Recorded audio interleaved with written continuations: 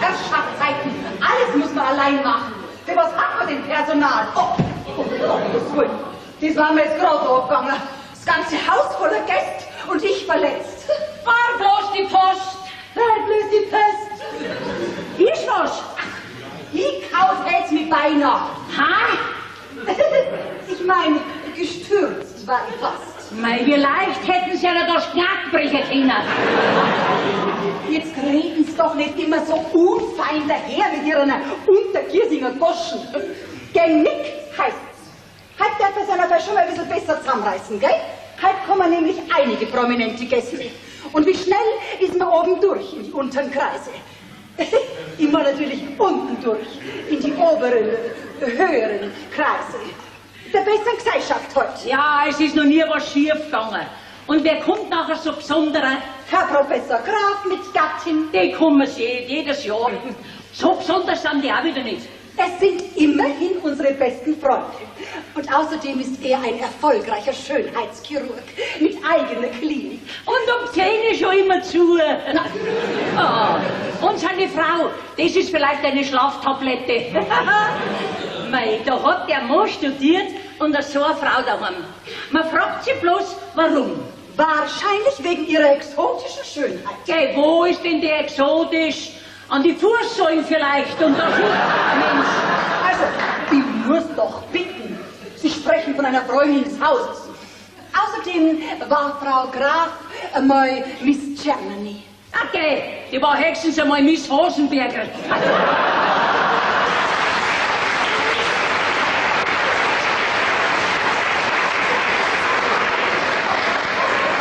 Außerdem kommen noch einige prominente Gäste. Fips heute, so wie mir auch. Mehr verrate ich noch nicht. Zwei davon haben wir voriges Jahr auf dem Opernball in Wien kennengelernt. Und dann natürlich der Herr Staatssekretär, Toni Segmüller vom Landwirtschaftsministerium. Der wohnt ja nur 3 Prachtvillen von der unseren entfernt. Ach, das ist ein interessanter und feiner Mann. Der war einmal Todsünd wert. Also, wenn ich nicht so glücklich verheiratet war, dann kann ich für nichts garantieren. Ach, glücklich, wie man es nimmt. Bring so mal eine Schere. Hoffentlich kommt meine Schwägerin nicht mit ihrem krachernden Mo. Der ist imstand und setzt sie mit seinen Lederhosen und seinem Ganzbarthut zu unseren Fips. Wohin? Zu die very important persons. Ha? Ja, zur besseren Gesellschaft heute. Die blamieren einen immer bis auf die Knochen. Ja, hätten sie es heute dann nicht eingeladen. Die braucht man nicht einladen, die kommen von ganz allein. Übrigens, ist mein Kleid für heute Abend schon geliefert worden? Na, bis jetzt noch nicht. Herrschaftszeiten, hoffentlich kommt es noch rechtzeitig. Das vom letzten Jahr passt mir doch nimmer. Ich dummes Ding denk nicht dran und mache Ananas-Diät. Und jetzt ist mir zweit. Spätestens um Mitternacht haben sie das alles wieder hingefressen.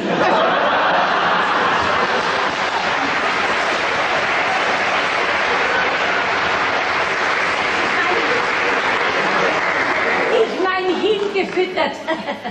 Außerdem kann ich nichts tragen, was ich letzten Silvester schon einmal angehabt habe.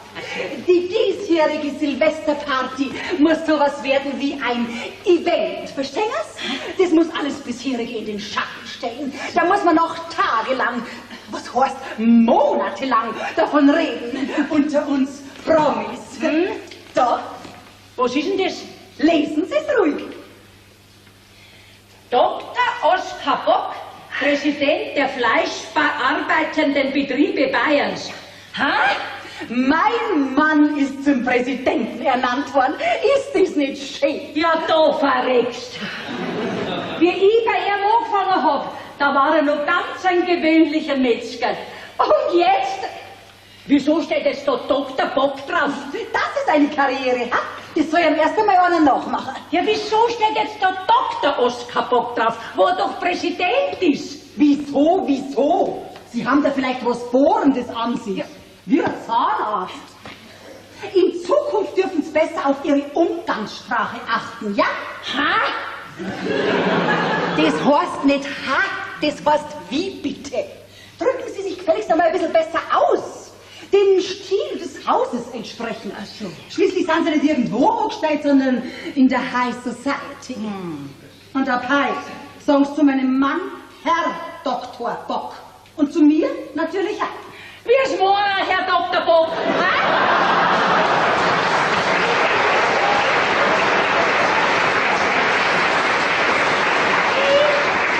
Wie bitte, Schopfer?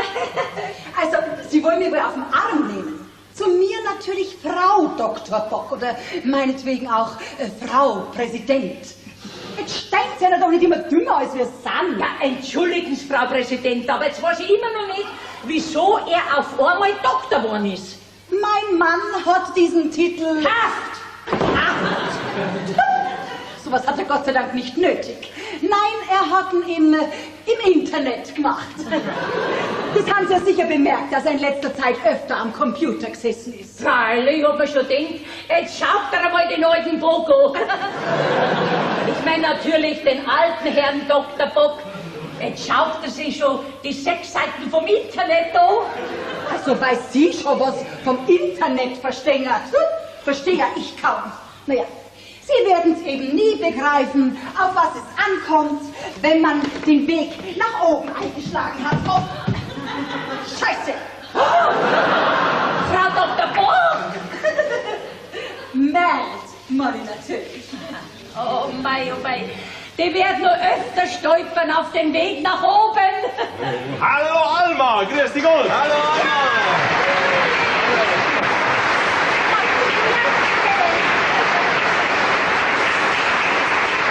Alma, einlassen wir's nachher. Das wird ein Feuerwerk wie bei der Olympiade in Sydney. Gigantisch, du. Oh, das hat eine Stange Geld gekostet. Komm Alma, häng mich auf. Wo ist meine Gattin? Die gnädige Frau ist nach oben. Wohin damit? Uli, alles was Feuerwerk ist daher. Bist so gut und dekorierst dann alles da herin, gell? Und auch drunten die Kellerbar, ja? Ja, ich wollte eigentlich gleich wieder heim. Ich krieg nämlich noch einen Besuch und... Ja, weißt du, das Girlanden, Luftschlangen, Lampignons und alles, was so dazugehört. Ein Teil habe ich noch unten und auf mir draußen in der Garage im Kofferraum. Das schafft Atmosphäre, ja? Ja. Grüß dich, Berli. Grüß dich, Stiefmama. Grüß dich Gott, Puppi. Wo ist denn der Florian, hä? Florian! Was ist denn das? Drecker die Wäsche?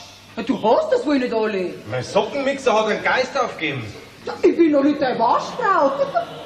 Heirat endlich, wie andere Männer auch in deinem Alter. Dann hast du jemand, der dir die Wäsche wascht, gell? Also wenn ich heirate, dann nur, weil ich die Person gern hab und nicht, damit sie mir die Wäsche wascht, ja? Oder hat dich mein Herr Vater nur wegen der Wascherei geheiratet? Du bist voll ganz schön unverschämt, gell? Es ist doch nicht viel. Schau, ich habe nämlich folgendes System entwickelt. Ich sortiere die Wäsche in 2 Haufen. Der eine ist der dreckige und der andere ist der, den ich noch einmal anziehen kann. Also mein Gott, und sowas will der Juniorchef eines großen Industriebetriebes sein.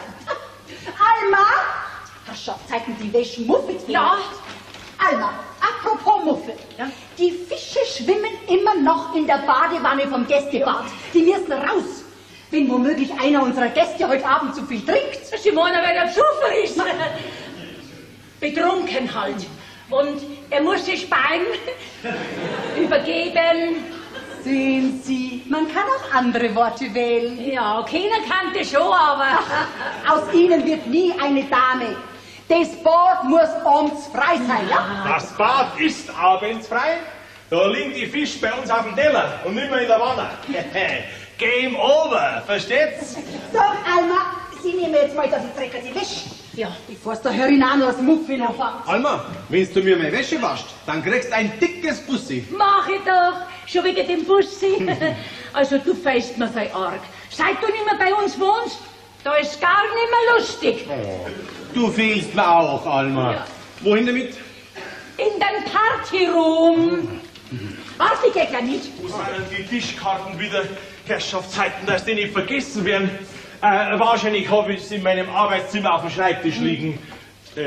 Gästeliste? Ja, wo ist denn die Das Gästeliste? da auf dem Tisch. Ja, dann sag's euch gleich. Ja, das darf doch wohl nicht wahr sein. Was denn? Die Rehbein ist auch eingeladen. Ja, das haben wir doch gesagt, Puppi.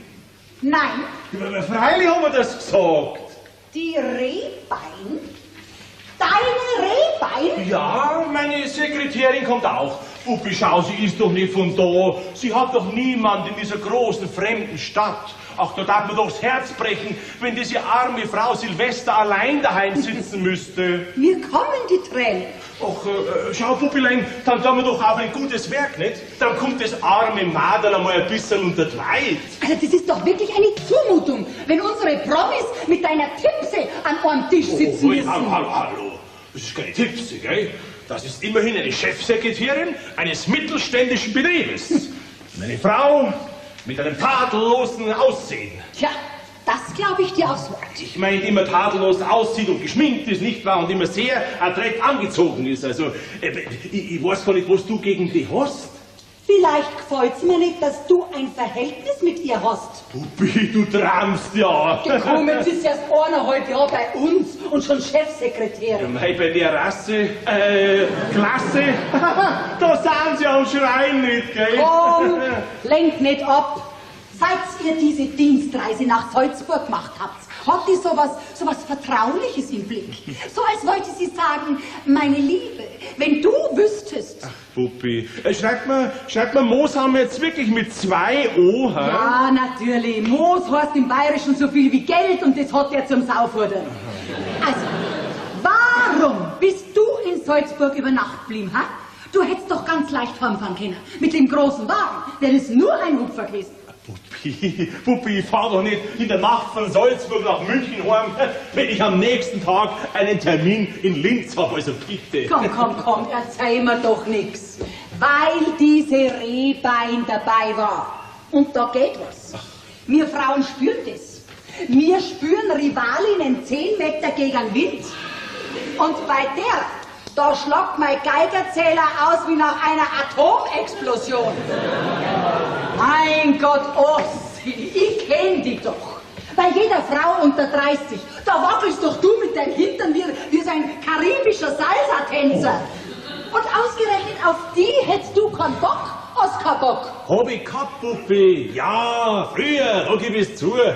Da hat's keine gegeben, die mir widerstehen konnte. Ich meine, die meinem Charme widerstehen konnte. Ach, aber heute interessiert mich das nicht mehr, weißt du? Heute glaubt mir das, wenn ich das Gefühl hab, dass ich bei einer landen könnte.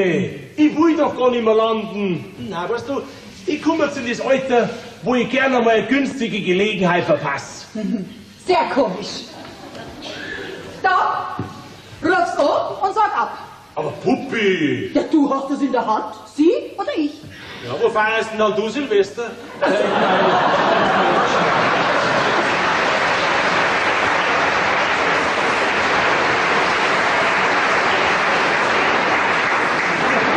Puppi, du würdest mir wirklich fehlen. Jetzt, ich mein, Schmollens, mach doch kein Scheiß, Lilo. Gut, sie soll kommen. Aber garantieren kann ich für nichts. Oh, Scheiße. Wär das schön, wenn ich noch ein freier Wildschütz wär. Aber na, doch einmal heiraten hab ich müssen. Mei. Alma, Ja, da komm her. ja, was ist? So sind die Tischkarten, gell? Ja, ist schon recht. Jetzt wird Zeit, dass wir anfangen. Ja, mit was denn? Ja, mit den Karpfen. Ja, dann walten Sie Ihres Amtes. Ja, wieso denn ich? Ja, die Delinquenten müssen doch erst getötet werden. Ja, aber doch nicht von mir, keine Alma. Du wärst doch Manns genug sein, den Fisch und Dings an Gar auszumachen. Na, das können Sie von mir nicht verlangen, dass ich die umbringe. 3 so liebe Scheiße. Fisch sind's, glitschige Fisch, sonst nix. 3 Tage haben wir es jetzt im Haus. Und da baut man als tierliebender Mensch eine Beziehung auf. Ich hab ihnen sogar schon Namen gegeben. Namen? Kaspar, Melchior, Balthasar.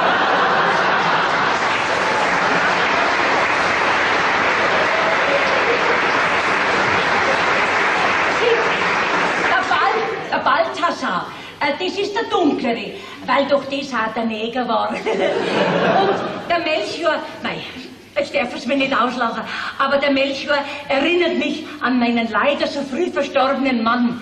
Der, wenn von mir ein Buschel wollte, dann hat er es auch immer so gemacht. Also, hör auf, Alter! Sei so gut und erspar mir weitere Einzelheiten.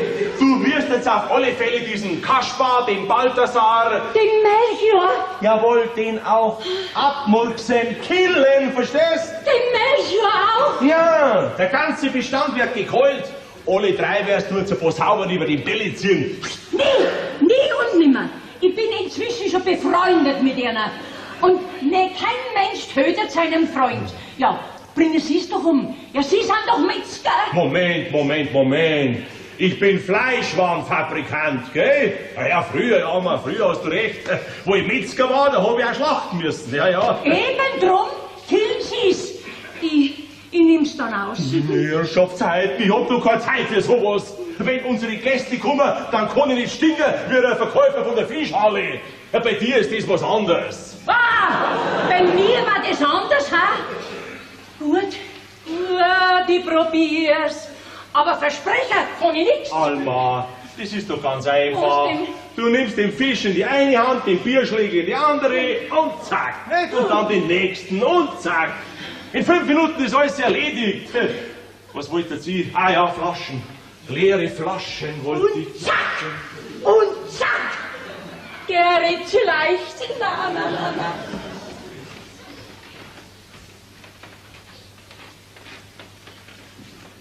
Hallo, ich bin's. Na, ich komm da nicht so schnell weg. Ja, dekorieren. Naja, so in vielleicht 2 Stunden. Ja. Du hast doch meinen zweiten Wohnungsschlüssel. Ja, dann wart doch dabei bei mir auf mich. Und sei so gut, überzirk doch gleich das Bett, Toni. Ja, das brauchen wir doch heute noch, ja. Unser Lotterbett.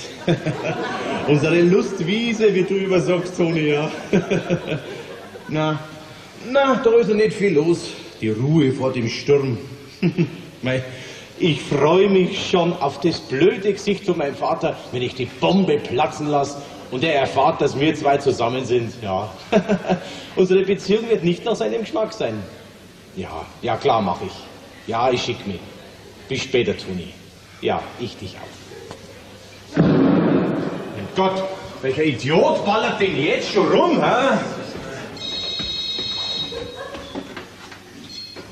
Bock? Ah, das kommt der Professor Graf. Nein, ich bin's, der Uli. Mein Vater. Bin schon da, Uli. Ah, Moment, ist schon da. Komm her, sei so gut, nimm ab. Hallo? Ah, Johannes, servus. Was ist los? Hast du wieder Sinneskrise? Oder einen Weltschmerz? Auch nicht. Geh, wir sehen uns doch heute auf die Nacht, da können wir doch alles... Also gut, Johannes, wenn's wichtig ist, dann komm vorbei. Ja, servus, Vierte. Servus, Bonsai.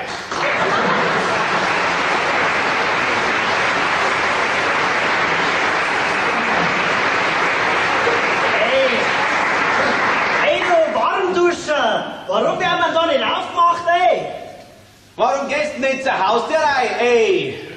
Auf Fragen antwortet man nicht mit Gegenfragen. Sag einmal, hast du da draußen vielleicht schon rumballert, hä? Oder? Und? Was dagegen, hä? Auf Fragen antwortet man nicht mit Gegenfragen, hä? Bist du keine 13 mehr? Einspruch. War ein elementar wichtiger Test. Hey, ja, ich muss doch alles pyrotechnisch überprüfen. Ja, komm, hey, vom Uli beim Dekorieren, fangen Sie im Keller drunten an und zieh einmal diesen Anorak aus. Sag einmal, warst du vielleicht schon wieder in der Fußgängerzone beim Rappen? Na, Gott sei Dank. Fürs nächste Jahr wünschen wir nur, dass du diesen Blödsinn wieder bleiben lässt. ey, Papst, das kann ich dir nicht versprechen. Ich bin ja sozusagen auf dem Weg zu einer internationalen Breakdance-Karriere. Brecki, bring dich da Fly mit den Kellern unter. Aber ein bisschen plötzlich, ja? Ey, Einen anderen Ton, ja. Also dieses Autoritäre, das vertrage ich nicht. Man möchte morgen der Bundeskanzler kommt. Na, ja, noch nicht, aber für nächstes Jahr, da ist es durchaus im Bereich des Möglichen. Ja, ja.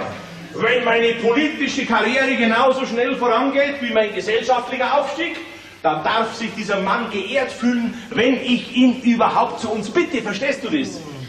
Sag mal, wo kommst du überhaupt her? Ich hab noch ein bisschen Sprengstoff bunkert, dass die Fete nicht zu weit wird. Ja, wo bleibst denn? Ranti? Weil sonst wäre nämlich Granti. Ja, komm. Ey, der Typ, der zipft mich voll ab. Was?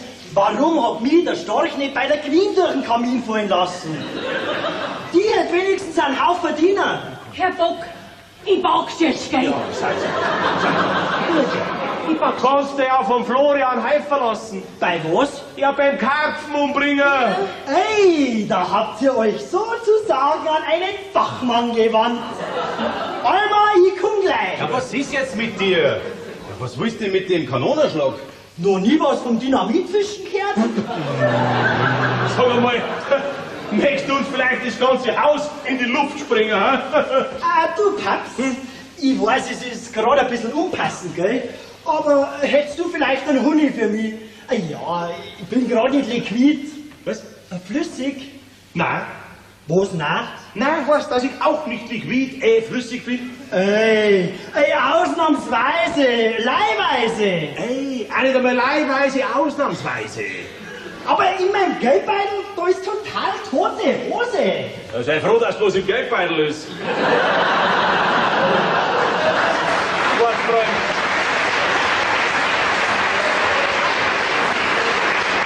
Wenn ich mich recht erinnere, hast du bei deinem letzten Breakdance-Auftritt einen Haufen Geld genommen. Ja, schon, aber man sieht, dass du überhaupt keine Ahnung hast, was das Leben heutzutage kostet. Ey, total abgekommen bist du. Du weißt genau, dass mir das nicht recht ist, wenn du sammelst. Dann unterstütz mich. Na komm, du kriegst einen Haufen Taschengeld. Ey, davon kann man nie genug haben. Eine schreckliche Vorstellung, schrecklich.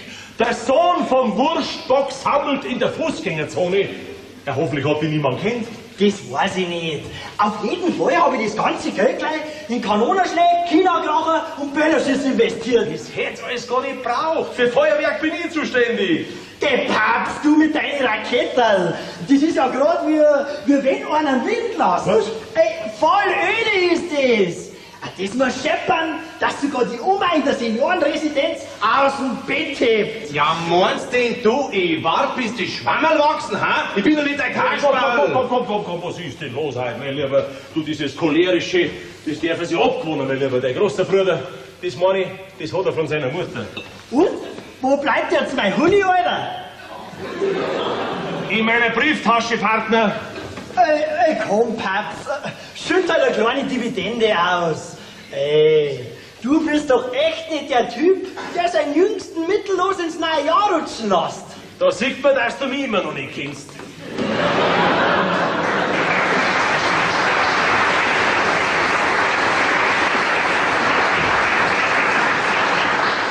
Kapitalistischer Ausbeuter.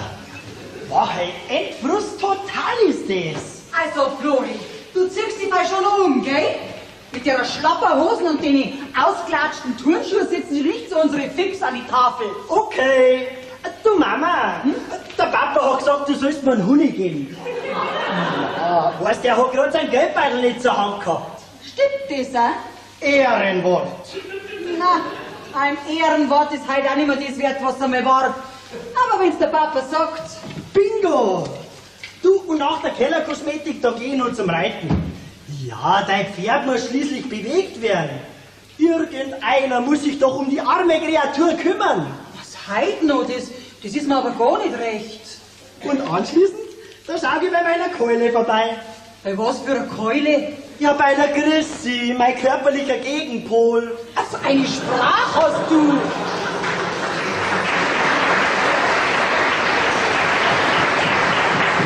Geil, gell? Also, ich bin auf jeden Fall abends wieder in der Höhle. Was? Bei mir, da macht sich so ein gewisser hormoneller Überschuss bemerkbar. Ja, und den muss ich regulieren. Alma, es hat gelitten. Und der Pontius Pilatus Puppe, haben wir irgendwo leere Flaschen im Haus? Ja, ein Uli. Was ist jetzt schon wieder mit dem Uli los? Ich weiß ja gar nicht, ob ich dir das überhaupt sagen soll. Na komm, Puppe, raus mit den jungen Katzen. Ihre Abendrobe, Frau Dr. Bock. Gott sei Dank. Bringen Sie es gleich ins Schlafzimmer. Ich recht, Frau Dr. Bock. Was hat denn die immer mit dem Doktor? Das hab ich ja angeschafft. Doch nicht daheim. Der Titel ist am Briefkopf wichtig, nicht im Haus. Bist jetzt Doktor oder nicht? Ja, komm, also was ist jetzt mit Uli, hä?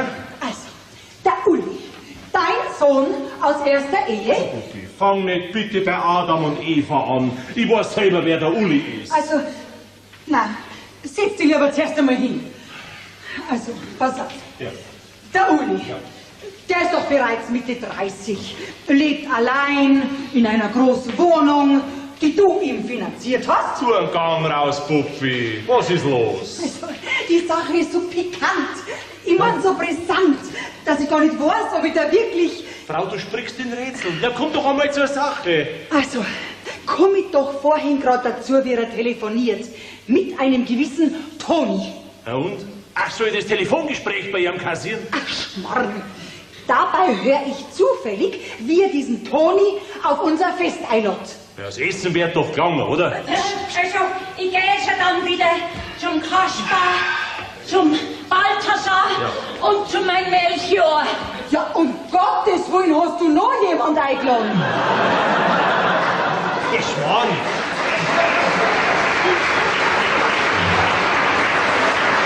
Aber, dann nimmst du gleich aus, gell? Ja, wir denn? Die leben doch noch. Entschuldige mich, wo kommt denn dann das Blut da her? Ja, geschnitten haben wir. Die drei sind so munter wie die Fische im Wasser. Oh, jetzt ist aber Ende. Mörder! Mehr sag ich nicht. Nie wieder Karpfen. Also, Puppi, was ist jetzt los mit diesem Toni? Schau, vielleicht passt der gar nicht zu unseren Illustrierten. Was? Ich mein, zu unseren illustren Gästen. Im Obdachlosenheim wird er schon nicht kennengelernt haben. Es geht ja noch weiter. Er hat gesagt, dass er heute noch die Bombe platzen lässt. Und das hat sich wie eine Drohung angehört.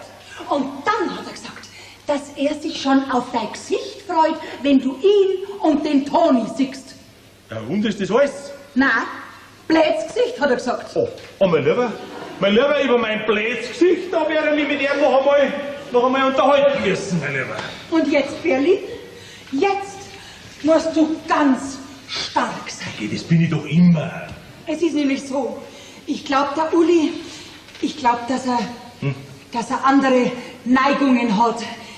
Ich glaube, dass er sich zum eigenen Geschlecht hingezogen fühlt. Zum eigenen Geschlecht? Mein Uli? Ja. Vom anderen Ufer? Ja. Okay, das gibt's ja nicht. Ja. Okay. Doch.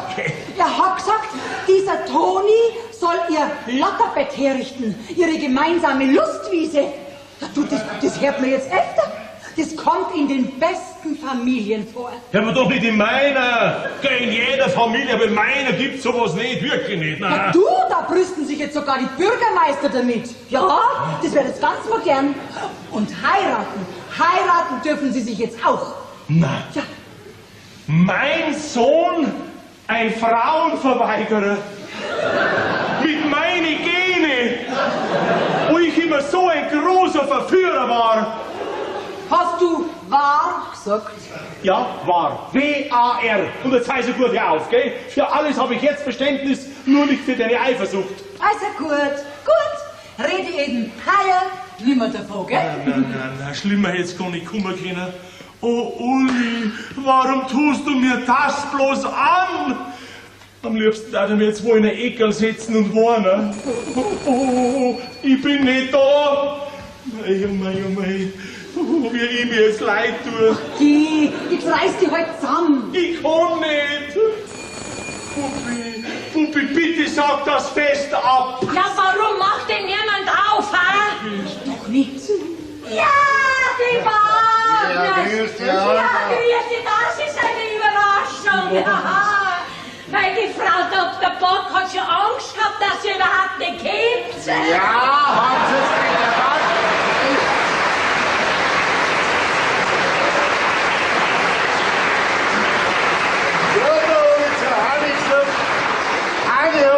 Hundertprozentig freuen Sie wirklich Schneekönig, wenn wir Silvester wieder mit Ihnen verbringen. Grüß dich, Lilo. Grüß dich, Martel. Ihr seid ein bisschen früher dran, gell? Wir sind noch mitten in die Vorbereitungen. Ah, das macht uns nichts. Wir sitzen uns wo ganz stark in der Ecke und schauen euch zu. Wo ist der Ossi? Da? Hä? Ah, da sitzt er ja. Grüß dich noch, alter Wohlstandler. Ja, du, wir haben schon in der Zeitung gelesen, dass du wieder expandierst da. Ja, dass du halt gebaut hast, eine neue Halle und so, gell? Ja, wir haben wieder explodiert. Ja. Grüß dich, Gott, Martel. Ja, was hast du denn? Ja, schlechte Neuigkeit hat er gerade erfahren und jetzt ist er heute geknickt. Ach so. Dann ist er jetzt ein sogenannter Knickerbocker, gell? Ja. So. Der Leberkäsbergwerk wird da wieder einiges abgeworfen haben das Jahr, ha? Ja, wahrscheinlich hast du die Wasserleitung gleich über dem Fleischkutter. Nein, hast schon recht, Ossi. Die Leute muss man abkassieren, solange sie warm sind. Von was darf in unserer einer sonst leben, gell? Okay, wir haben für 1A Wasser. Was? Ware wollte ich sagen. Unser Betrieb ist erst dieses Jahr wieder mit 5 Goldmedaillen ausgezeichnet worden. Ja, geh weiter. Und? Wie viel hast du hinlegen müssen dafür? Gegenfrage. Ja. Wie viel Antibiotika verfuhrst denn du an deine Sei? Ist kein guter Witz, gell? Ist gar kein guter Witz. Aber Ossi, ich sag dir was, dieses Jahr haben wir viel Zeit mitgebracht. Was? Ja. Wieso Zeit? Ja, bis Heilig Drei König bleiben wir diesmal. Ja, weißt, das haben wir möglich gemacht, weil wir wissen, dass euch hier wahnsinnig freut. Ja, wahnsinnig. Ja, der Bub hat Aushilfe eingestellt, weißt, bis wir wieder daheim sind. Und die greift dann ein bisschen unter den Arm, nicht? Hoffentlich auch woanders hin. Bei der Arbeit war ich natürlich nicht. Ja, aber es ist schon so, unser Bub ist ja in solchen Alarmsieder, gell? Ja, bei dem muss schon die Frau die Initiative ergreifen. Wenn der nicht eine ins Bett reinzieht, dann bleibt er sein Leben lang wahrschichtig. Ist das eine Erbkrankheit? Du, ich meine allerweil, der glaubt noch an Klapperstorch. Ja, oder einen Heiligen Geist. Sind ja zwar schöne Vögel, nicht wahr? Aber zum Kinderkriegen taugen's halt nicht. Heiraten muss er, der Bub. Wer übernimmt denn sonst einmal unseren Hof, nicht? Du, euer Uli ist ja der gleiche Sonderling wie der unser, gell? Ja. Ja, und Heini hat gerade gesagt, wo ist denn die überhaupt? Heini, wo bleibst denn? Heini.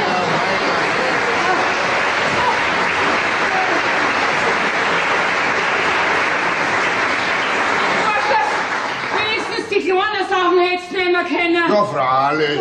Du, ich bin von Seehurn bis daher nach Grünwald gefahren. Das ist Sache nur mal. Grüß dich Gott, Lilo. Grüß dich, Hanni. Grüß dich Gott.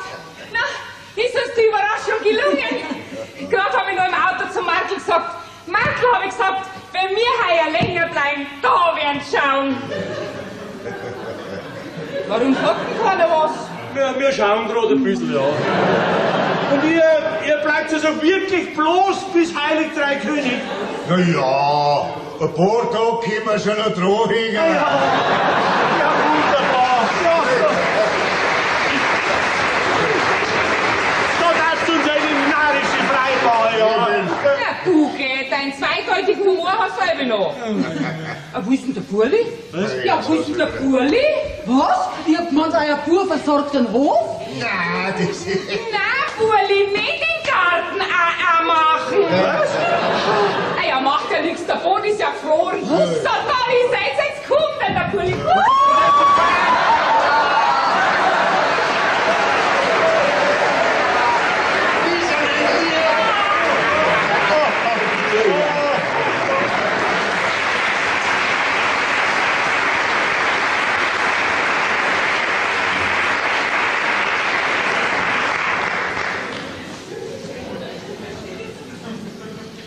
Was ist jetzt los? Das siehst doch, Partner, ich mach Pause.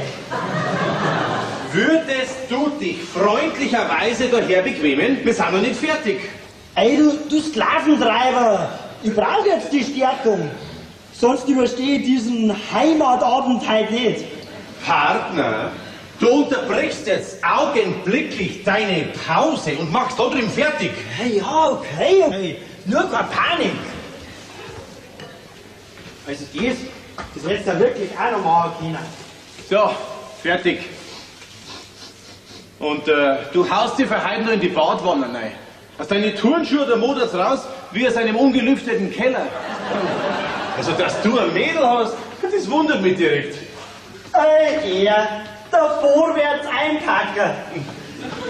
Bei dem, was du meinst, da zieh ich die Turnschuhe schon vorher aus. Außerdem finde ich das voll schizo, finde ich das, dass ausgerechnet du dir darüber Gedanken machst. Die habe ich noch nie mit einem Hasen gesehen. Und kennt die schon seit meiner Geburt.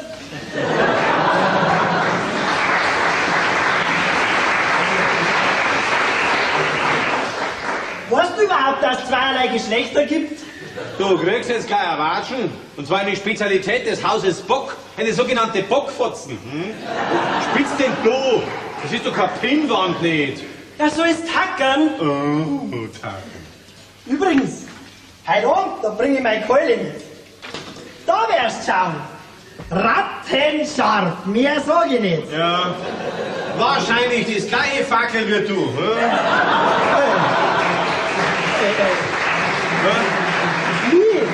Wie kannst du beleidigen? Aber bei der Grüße, da handelst du eine Rauferei ein. Was ist da? Jawohl. Jetzt. Wir können Luft, mir! Friede! Immer auf die Kleine. Hey, was ist denn los? Ihr blärt sich das mal bis in den Garten raushört, ha? Komm, Kleiner, mach einen Abflug, ja? Also, ich fahr dann jetzt, gell? Also gut. Uli, Ja? Uli, Moment bitte. Ja? Könntest du mir bitte einen Gefallen tun und heute Abend, ich meine, ausnahmsweise eine junge Dame mitbringen? Eine junge Dame? Ja, die Rehbein mitbringen. Die Rehbein? Ja, klar. Aber wirklich nur, wenn es dir nichts ausmacht. Warum soll man das was ausmachen? Ja, ich meine halt nur nicht. Na, mach ich doch gern, also, bis später. Ja? Bis später. Toll, wie er sich zusammenreißt. Nein. Das ist eine Sache. Mein Uli, ein Kerl, wie er im Buch steht. Männlich, sportlich, gut aussehen, hochintelligent. Gerade wie ich heute auch, gell? Eine echte Zweigniederlassung von mir. Eine Filiale. Und dann sowas. Na. Sie können...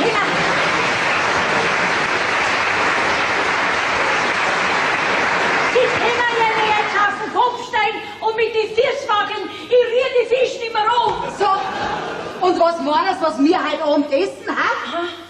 Sie können ja vielleicht gleich nächstes Jahr mal andere Stellung umschauen. Soll ich vielleicht die Fische umbringen? Zutrauen darf ich ja. Bloß weil ich einmal am Nachbarskater einen Stor nachgeschmissen hab, weil der in unseren Garten geschissen Macht hätte. Ich geh jetzt zum Friseur Alma, gell? Ach, und sollte in der Zwischenzeit das Buffet geliefert werden, dann lassen Sie alles unten in der Kellerbar herrichten. Ja, was denn für ein Buffet? Ja, das wir bestellt haben. Sie brauchen sich also um gar nichts kümmern. Nur um die Karpfen, die Kartoffeln und die Buttersauce. Und Scheiße. Ja, was glauben denn Sie, was ich seit gestern mache? Meine berühmten Salate, Heringssalat, Fleisch, Geflügel, Waldorf, Kartoffelsalat, alles zu den Würstel- und Fleischsachen. Bei uns hat sich's ausgewürstelt. Würstel isst man nicht, damit macht man Umsatz. Bei uns ist jetzt Kaviar angesagt. Meeresfrüchte satt, getrüffelte Ganserleber, Austern, Hummersuppe, Krebsschwanzerl. Alles andere können Sie einfrieren. Einfrieren? Ich hab immer noch nicht kapiert, dass ich in dem Haus bloß der Deck bin. Halt, warten Sie. Da brauchen Sie gar nicht eingeschnappt sein, gell? Die Herrschaft gibt die Anweisungen und das Personal hat's auszuführen. So ist es einmal bei uns Promis. Sie, Schaugo, so ein aufsässiger Küchendragoner, ha? Was Sie? Ich war so Friseur, gell? Ja, das ist so. Ja, das bitte, da komm rein. Da können wir ungestört reden. Ja.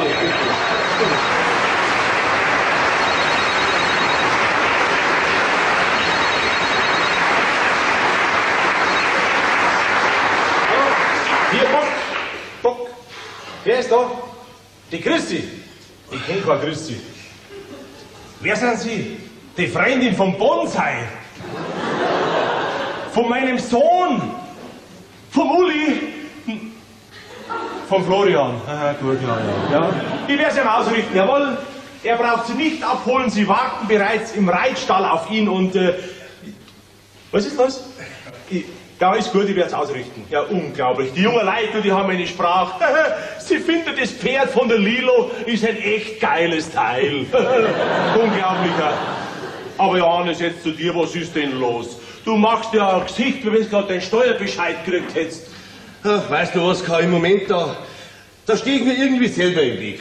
Ja, im Augenblick, da habe ich einen totalen Durchhänger. Ja, das gibt's ja doch wieder. Ach, na, das ganze Leben stinkt mir einfach, aber was kann ich ändern? Da möchtest du dich scheiden lassen. Das kann man nicht leisten. Wieso? Gesellschaftlich? Ich meine, wegen die Leid. Na, zu teuer hier. Ach so? Ja, Johannes, vielleicht sollst du einfach einmal bloß ein bisschen kürzer treten. Ja, kürzer treten. Ja, das wär's. Okay. Weißt du, das Leben einfach anders gestalten irgendwie. Immer diese Termine, dieser Stress und... Ja, vielleicht sollte ich einmal ein Jahr überhaupt nichts tun. Du, mir wird schon reichen, wenn ich einmal einen Monat mit meiner Rehbein auf einer einsamen Insel verbringen könnte. Ach du, apropos Rehbein, stimmt es, dass deine Sekretärin heute auch kommt? Ja, mein Rehlein kommt heute auch. Oh, der Traum meiner schlaflosen Nächte.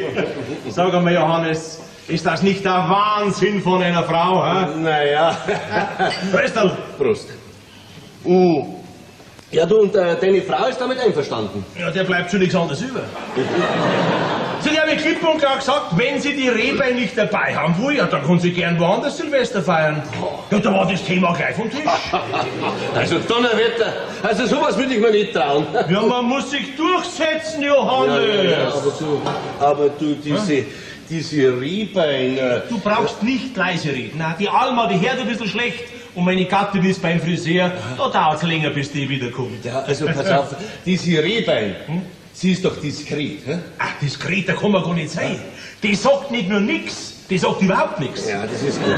Das ist ganz gut, weißt du, meine Frau darf auf keinen Fall erfahren, dass ich damals in Salzburg mit dabei war. Mit der Daniela, weißt du. Und damals habe ich doch der Rehbein diese Daniela als meine Frau vorgestellt. Und wenn ich heute Abend mit meiner richtigen Ehefrau komme, dann wird sich die wundern. Ja, die wundert sich nicht mehr, seitdem sie bei mir arbeitet. Ja, also, sag ihr... Sag ihr, dass sie mich am besten überhaupt nicht zur Kenntnis nimmt. Verstehst du? Ja, das hat sie in Salzburg auch schon nicht gemacht. Was?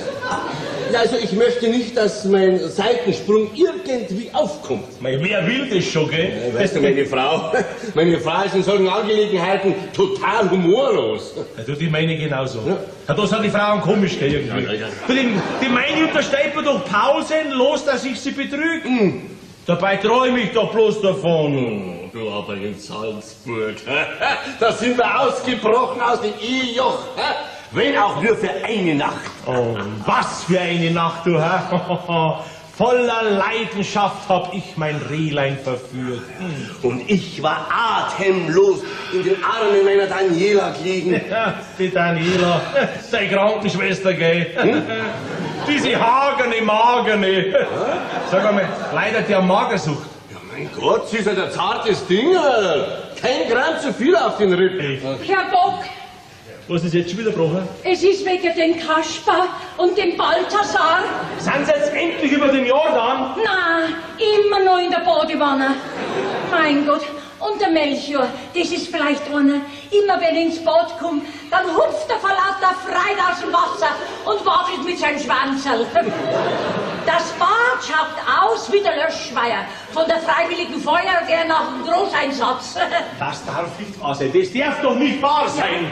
Johannes, Johannes, du als Mediziner, du müsstest doch eigentlich in der Lage sein, 3 Karpfen schmerzlos ins Jenseits zu befördern. Naja, theoretisch schon, aber im Moment habe ich keine Narkotika dabei.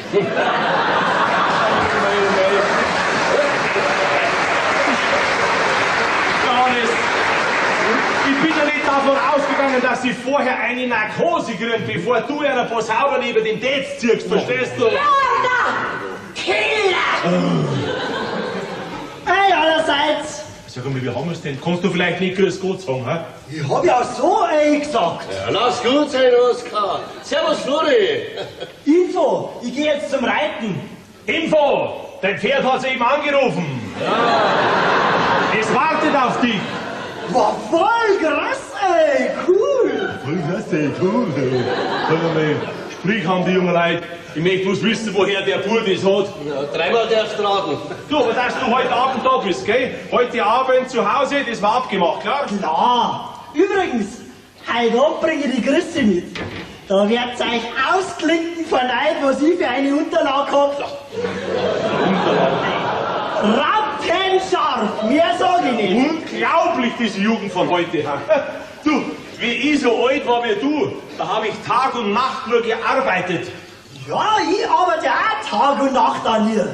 Nur so kann man sich so eine Riesenfrau halten. Da haben wir keine Freundin leisten können. Höchstens eine Brieffreundin, gell? Ja, du, Oskar, könnte nicht der Flori diese Karpfen da übernehmen? Hä? Null Problemo. Ich sag mal, komm, glaub's auf. Ich glaub, du spinnst ein bisschen, hä? Spitzer. Aber ohne Explosionsgefahr, dass das klar ist, gell? Ey, wer findest denn das? Vollkommen unblutig. Ich wirf eine Rolle Schlaftabletten ins Wasser, die Fisch kommen, saufen das Wasser aus, schlafen rein und fertig. Also gar nicht schlecht. Wirklich. Gar nicht schlecht. Ey, galaktisch ist das. Was meinen Sie als Mediziner? Lange 20 Tabletten. Hey, ich glaub, du spinnst ein bisschen, da schlafen uns die Gäste doch über den Teller, ey. Na gut, dann nicht.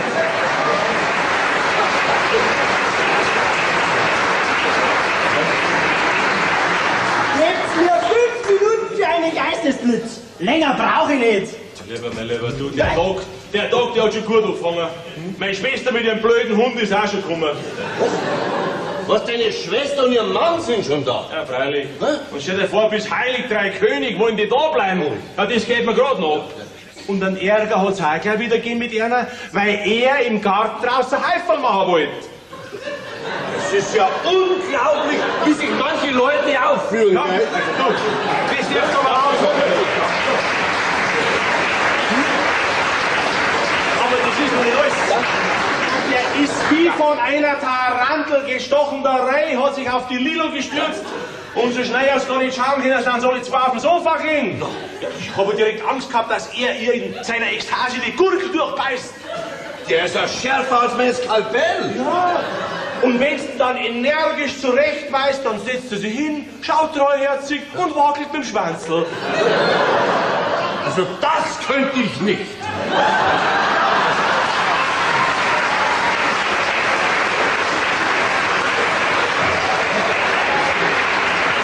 Oskar, ja, und was macht er jetzt?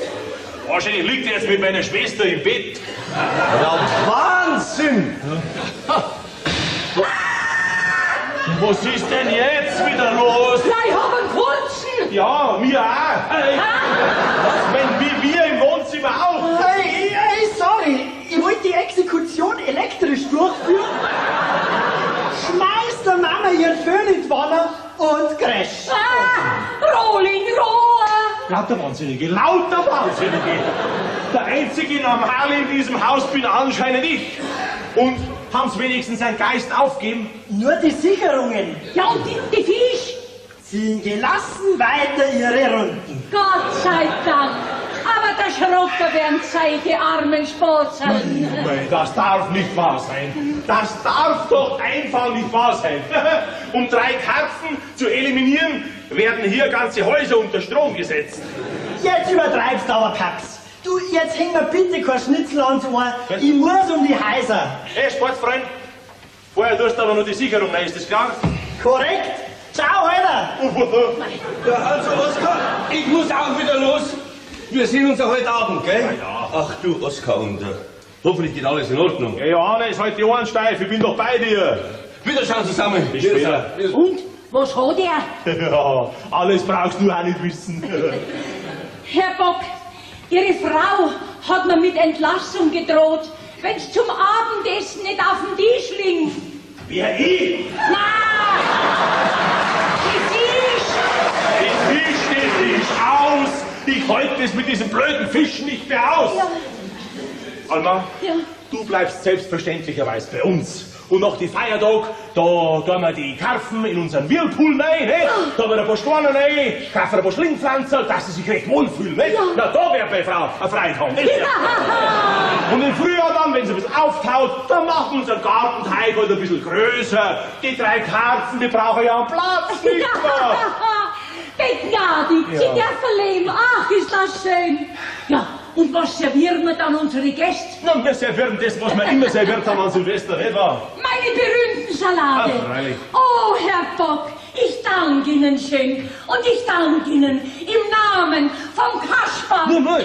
vom Balthasar und vom Melchior. Ah.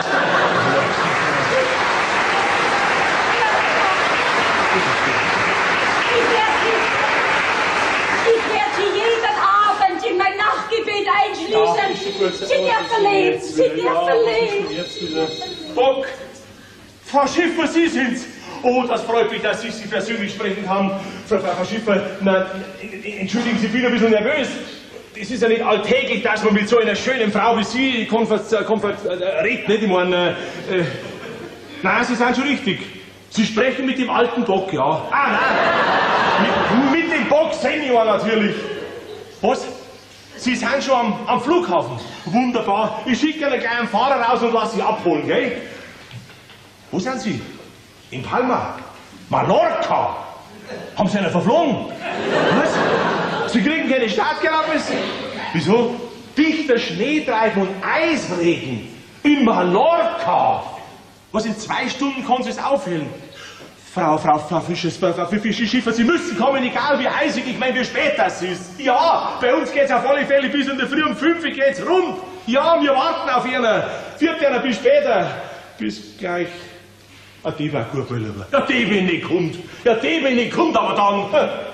Eisregen und Schneegestöber in Mallorca. Eine blödere Ausrede fällt der wohl nicht ein, ha? Herr Bock, für wie viele Personen soll ich jetzt in der Kellerbar decken? Naja, deckst halt einmal für 8, 10, für 12 Personen sowas. Ja, ist schon recht. Ja. Okay? Ja. Du, mein Lieber, jetzt kriege ich fast langsam Hunger. Ja. Ich hab grad gemeint, unser Hund knurrt, dabei war's mein Magen. Ja, zu einer kleinen Kleinigkeit sage ich jetzt auch nicht nach. Ja, wie war's mit ein paar Würstel? Ja. Und ein Salat dazu, die Würstel sind gleich warm gemacht. Würstel waren nicht schlecht. Ja, Depp, Was bin ich? Depreziner, Regensburger, polnische, Knackwürst, unsere berühmten Dr. Bockwürste. Was meinst Was müssen weg? Okay. War nur ein kleiner Spaßerl. Ja. Bringst mir 3 Pack Knackwürst. Ja, Also, Martel, da sind aber jetzt deine Augen wieder größer wie dein Magen. Ja, mei, was ich nicht schaff, das kriegt der Hund nicht. War doch schade, wenn man das Zeug wegschmeißen darf.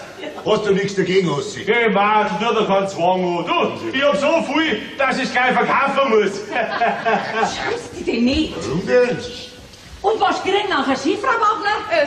Jetzt 2 paar Wiener, wenn's keine Umstände macht. Ist schon recht. Bartel, du wärst wahrscheinlich ein Bier wollen, Ja, oder? natürlich, keine Limonade nicht. Ja, ich auch. Aber bloß ein kleines. Ist schon recht. Ach du, Alma, eine Frage. Im Kartoffelsalat sind da Zwiebeln drin. Weißt du, weil die vertrage ich nämlich nicht. Ja, da Platz wie immer wie eine Kuh, wenn sie ins Gehfeld reinkippt. Hörst aber auf.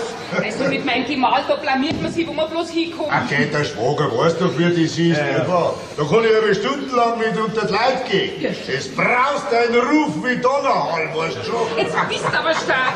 Also, Martel, wenn ich das so sagen darf, wir kriegen heute Abend ein paar erlesene Gäste. Also sei so gut und halte mit dem ein bisschen zurück, was du so sagst, Ja, ja? natürlich, weißt doch, wie man sich benimmt. Bin ja schließlich nicht in die Banschule gegangen, oder? Du, ich hab mir extra einen Anzug gekauft. Ja, aber jetzt sind wir da unter uns Pfarrersdichter. Der Partyservice, der Lieferschein, Herr Doktor. Ja, ist gut, ist gut, ist gut. Aber, Ja. sagst dann, das wird unten in der Kellerbar alles schön dekorativ herrichten, gell? Ist schon recht. Man isst mir schließlich auch mit den Augen. Natürlich, Ihr natürlich. müsst mich entschuldigen, ich muss unten nach dem Rechten schauen, gell? Wenn ich mich nicht um alles kümmere, dann geschieht doch überhaupt nichts. Ohne meine Logistik geht überhaupt nichts. Du, Seit wann ist denn der Ossi ein Doktor? Ja, das ist mir auch neu. Du, das ist gewiss wieder so eine Angeberei von ihrer. Ja, oder er hat einen gekauft, den Titel. Ja, das kann man. Das habe ich einmal wo gelesen. Es gibt Leute, bei denen, wo man sich einen Titel kaufen kann. Zum Studieren ist doch mein Bruder ins Damisch. Ja. Sag einmal, hat der nicht Bier gesagt, hä? Du, die lassen uns da verdursten und haben nicht einmal ein schlechtes Gewissen dabei. Mein Gott, Martel, du denkst immer nur an das eine. Ja, natürlich. Weil das andere überlasse ich die Jungen. Na, das weiß ich schon, das brauchst du mir nicht sagen.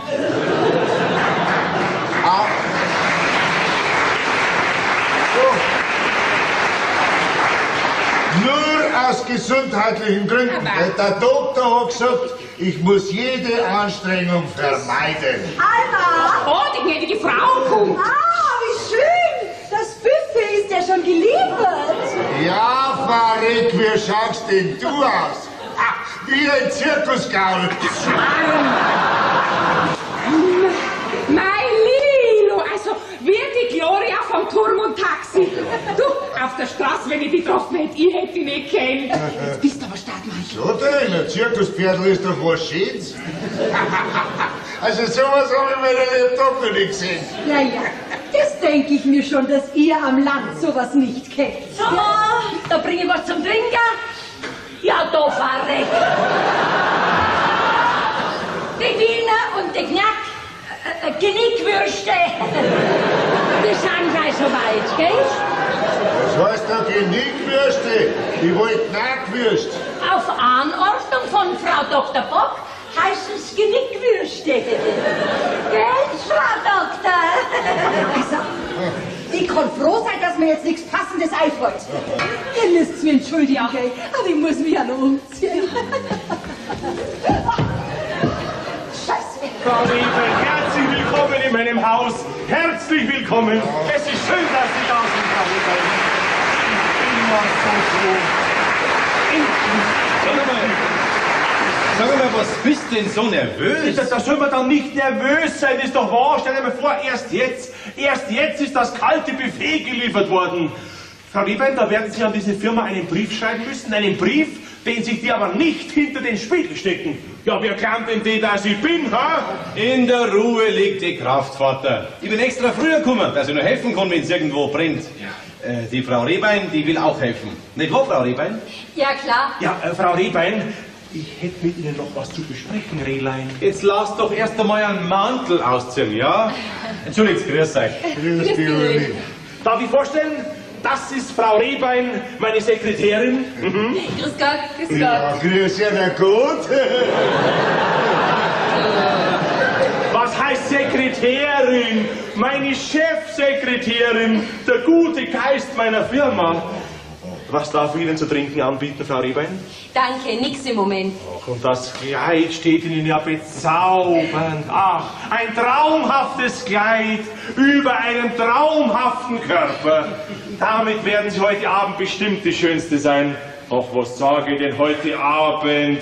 Das sind Sie doch immer. Freut mich, dass Ihnen das Kleid so gut gefällt. Ich hab's von einem lieben Menschen zu Weihnachten geschenkt gekriegt. Die müssen es aber sehr viel bedeuten, wenn er Ihnen so ein fantastisches Geschenk macht. Fantastisch schnell. Ach, atemberaubend ist das. Ja. Aber jetzt übertreiben Sie ein bisschen. Na, Frau Rehbein, da muss jetzt mein Bruder recht geben. Wirklich wunderschön. Das muss einer der Neid lassen. Ach, wenn ich ein paar Jahre jünger war. Ja, das war mir auch lieber. Da weißt du aber, du zahlt. Sehr gut. 1:0 für dich, ja. Also, wo Prinz, was muss alles noch gemacht Ja, werden? unten müssen die Tische noch ein bisschen dekoriert werden, Tischschmuck, Tischkarten und so weiter. Ich glaube, unser Frau Rehbein hat auch da ein geschicktes Handel. Stimmt's? Oder habe ich recht? Ja, dann fangen wir doch gleich einmal an. Fangen wir an, ja. Kommen Sie mit, Herr Bock. Aber gern. Nein, ich habe Ihren Sohn gemeint. Was? Sie müssen sich doch noch umziehen und ein bisschen ausrasten. Sie sind ja jetzt schon fix und fertig. Die Nacht wird lang und Sie sind nicht mehr der Jüngste, Herr Bock. Oh, äußerlich, Fräulein, äußerlich, aber innerlich im Grunde meines Herzens. Wir machen das schon, die Frau Rehbein und ich, ja? Vorsicht, Vorsicht, Soss! No. Heiß und nass! Pass doch auf, Nicht, dass dir die Frau Rehbein dieses traumhafte Kleid ruiniert. Oh, guten Appetit. Jawohl. Hey, servus!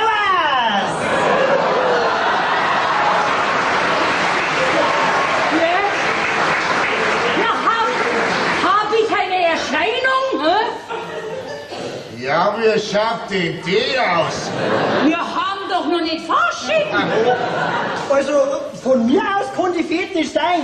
Übrigens, das ist die Chrissy. Chrissy, that's my family. Hi allerseits. Und das ist die Alma, unser Hausgeist. Hi Oma. Finkenscheller Horsche. Hi Oma Finkenzeller. Hey Chrissy, die Alma mag das nicht, wenn man Oma zu ihr sagt. Gell, Oma? Also Sie sind also die Keule vom Florian, ja? Bingo! Oh, mein Lieber, das wird ein schöner Abend heute. Hier, Bingo.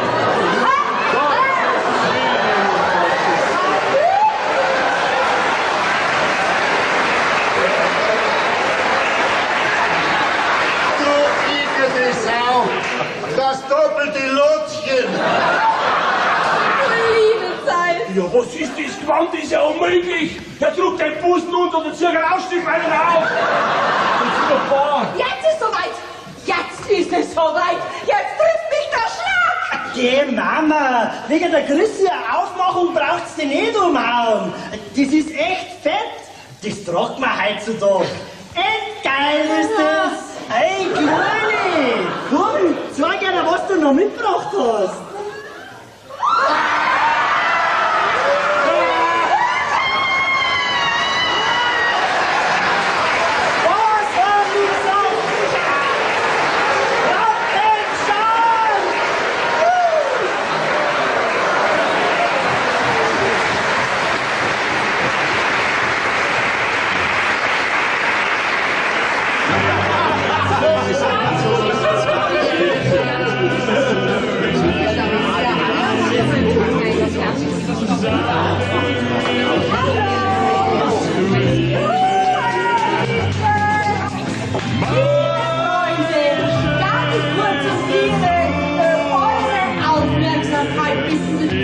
Uli, machen wir die Musik aus. Die Mama möchte reden heute. Unter Musik verstehe ich was anderes. Sei wieder mal Start. Also, mein innigst geliebter Gatte hat es mit unermüdlichem Einsatz geschafft, zum Präsidenten der fleischverarbeitenden Betriebe ernannt worden zu sein, ist. Oder war? Jetzt hab ich den Faden verloren. Reden heute ist nicht gerade Ihr Stärke. Ist ja auch wurscht. Auf alle Fälle, seid ihr einen fleischverarbeitenden Präsidenten vor euch, einen Bock, wie er leibt und lebt. Bravo!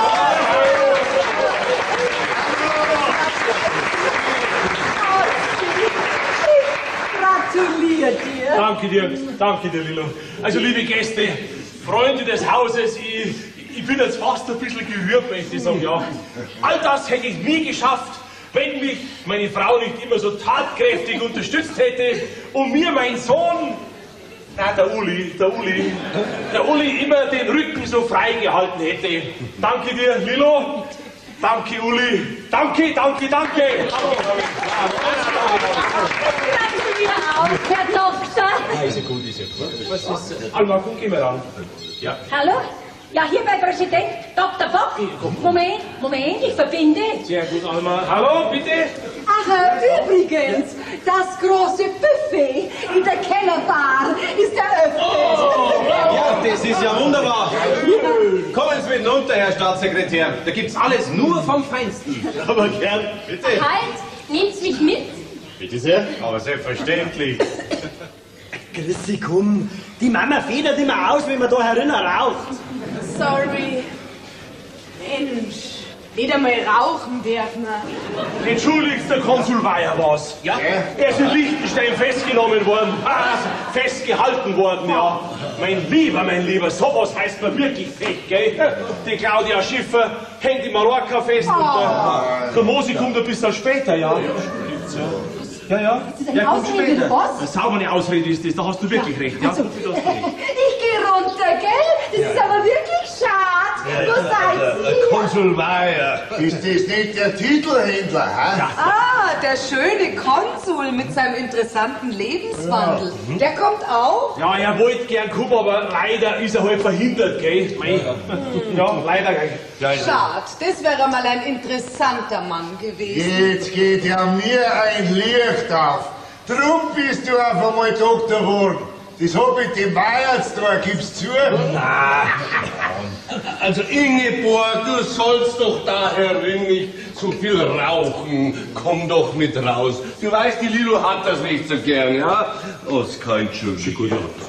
Na, bitte, jetzt komm, Ingeborg. Da, Sie! Du hast doch gar nicht studiert. Ja, mei, wie soll ich jetzt da sagen, gell? Geh weiter, kauft hast du den Titel vom Weyer, gib's zu. Du, was kostet sowas, hä? Schmarrn, nix kauft, erworben. Das ist das Gleiche.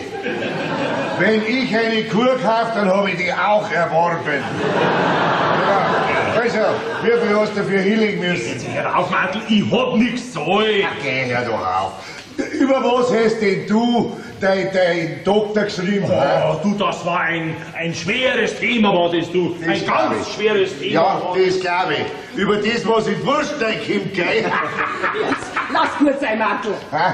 Ja, ich hab bloß gefragt. Und fragen werden wir wohl dürfen, oder? Jetzt geht's doch einmal in den Keller runter, schaut euch das kalte Buffet an. Das ist Hummer, richtig. Austern, Schnecken, Krebsschwanzl und so Zeug. Oh, das hat vielleicht einen Haufen Geld gekostet, sag ich euch. Austern. Das rutzige Zeigel, ja. So hab ich schon gegessen. Da brauchst du keine Angst haben, dass ich mein Martel überisst. Nein, gewiss nicht. Schon eher beim warmen Leberkass. Du musst halt entschuldigen, was er macht, der mir so derbe Spaß. Ich hab keinen Spaß gemacht, ich hab bloß was gefragt. Und fragen werden wir nicht dürfen. Hört, Johannes? Hummer, Austern. Ja, sie füttert ihn mit Hummer, Austern und Schnecken. Meinst der war ich geworden, nicht ums Verrecken.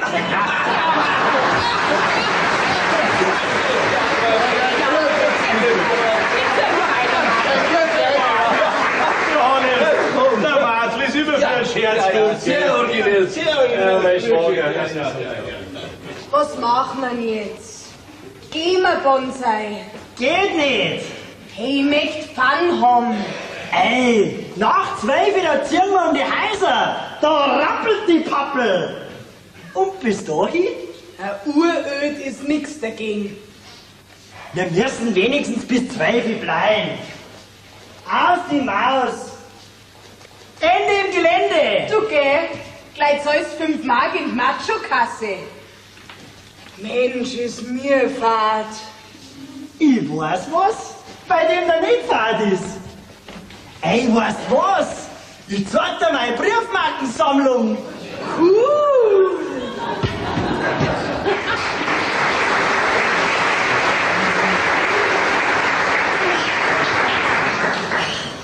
Kuckuck. Oh, Sie sind's, Herr Bock. Ja, ich bin's. Sie wollten doch noch was mit mir besprechen. Ja, richtig, wegen dem Herrn Professor. Mein Gott, und wie sie wieder ausschauen, so wunderschön. Sie schauen aus wie die Dings, die, jetzt fällt's mir nicht mehr ein, wie heißt das Ding gleich wieder, die Julia Roberts.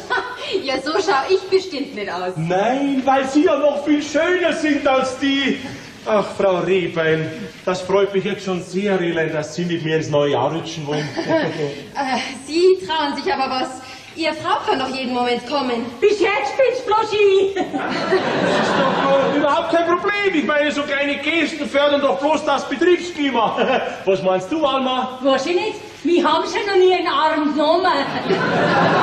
Und, was ist, brauchst du noch was? Nein, aber wenn Sie Ihr Betriebsklima genügend gefördert haben, dann komme ich wieder, gell? Und raum die Glasel, ja? Wegen dem Professor, wissen Sie, er hat halt Angst, dass Sie seiner Frau was vielleicht von dieser Daniela erzählen könnten. Keine Angst. Naja, seiner Frau hat er erzählt, dass er damals auf einem Ärztekongress war. Jetzt ist es mal peinlich, dass Sie wissen, dass die Frau damals in Salzburg nicht seine Frau war. Herr Bock, für wie naiv halten Sie mich? Das habe ich doch auf den ersten Blick schon gesehen, dass die zwei nicht zusammengehören. Darüber habe ich mich damals schon so amüsiert. Ach was, amüsiert, ja? Ja, wie Sie und der Herr Professor nach dem so und so vielten Glas Rotwein an der Bar eingeschlafen sind. Eingeschlafen? Ich?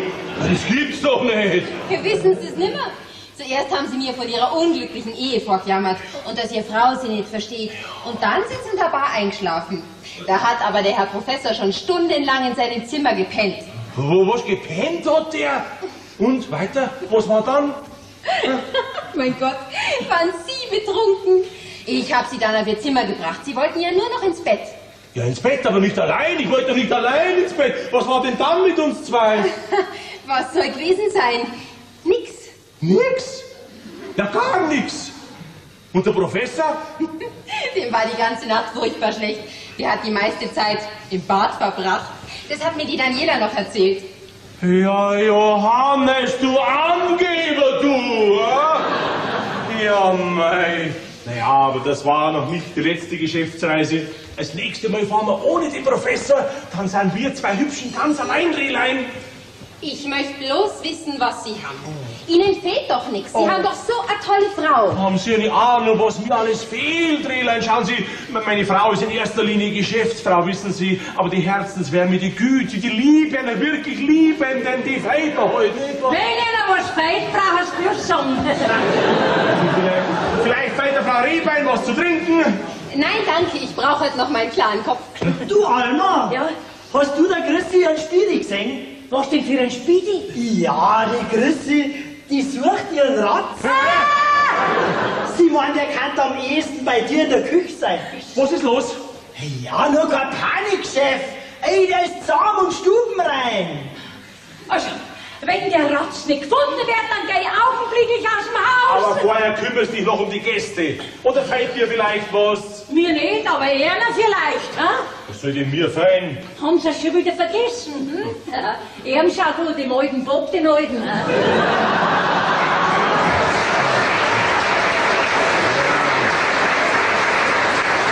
Wilhelm, jetzt schauen wir heute mal, dann sehen wir schon, gell? Ha? Ach, Herr Bock, jetzt vergessen Sie das doch endlich. Schauen Sie, ich wollte Ihnen das die ganze Zeit schon sagen. Ich bin sozusagen in festen Händen. Das macht doch nichts, ich doch auch.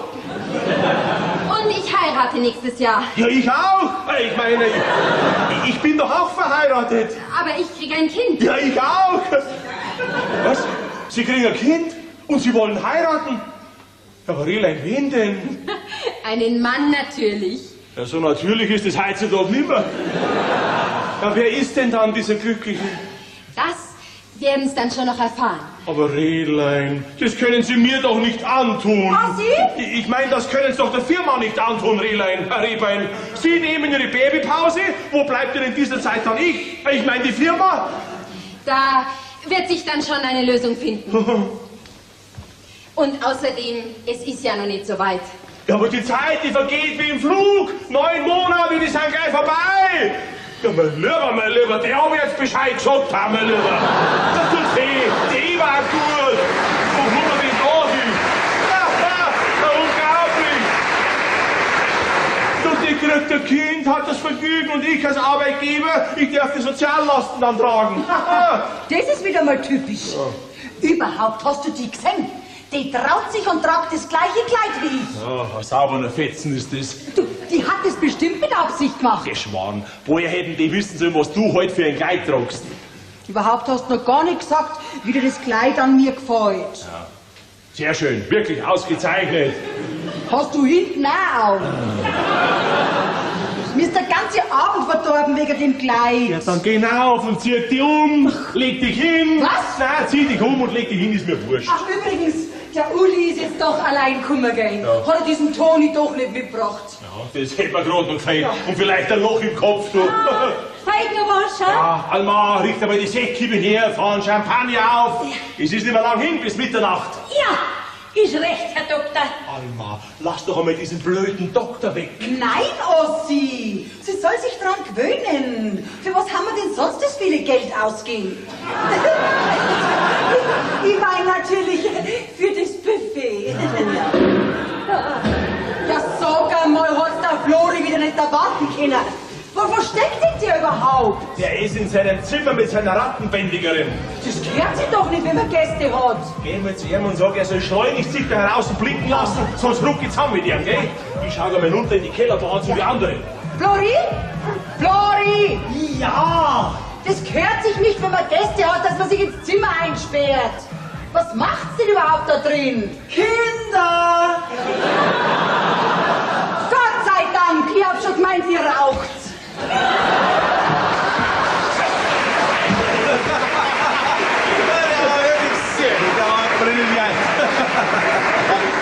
Kennen Sie den? Also, zwei Frauen unterhalten sich, sagt die mit dem grimmigen Gesicht. Mein Mann, der ist schon eine Woche nach unserer Hochzeit gestorben. Darauf die andere, und dann hat er wenigstens nicht lang leiden müssen. Prost, Herr Staatssekretär. Ich Staatssekretär, ich bin der Toni. Gut, ich bin der Uli. Prost, Uli. Prost, Toni. Eine Frage. Wo ist eine Frau am schönsten? Keine Ahnung. Auf ihren alten Fotos. Herr Staatssekretär! Entschuldigen Sie, Frau Bock, also der Witz war nun wirklich nicht für Ihre Ohren bestimmt. Da brauchen Sie Ihnen doch nicht entschuldigen. Wissen Sie, wir Frauen erzählen auch öfter so Witze über die Männer, wenn wir allein sind. Was ist, Uli? Gehen wir noch ein bisschen auf die Terrasse? Frische Luft schnappen. Schnappen Sie, Herr Staatssekretär, schnappen Sie, so viel wie Sie wollen. Eine gute Idee, Toni. Also komm, Uli. Am alten Foto.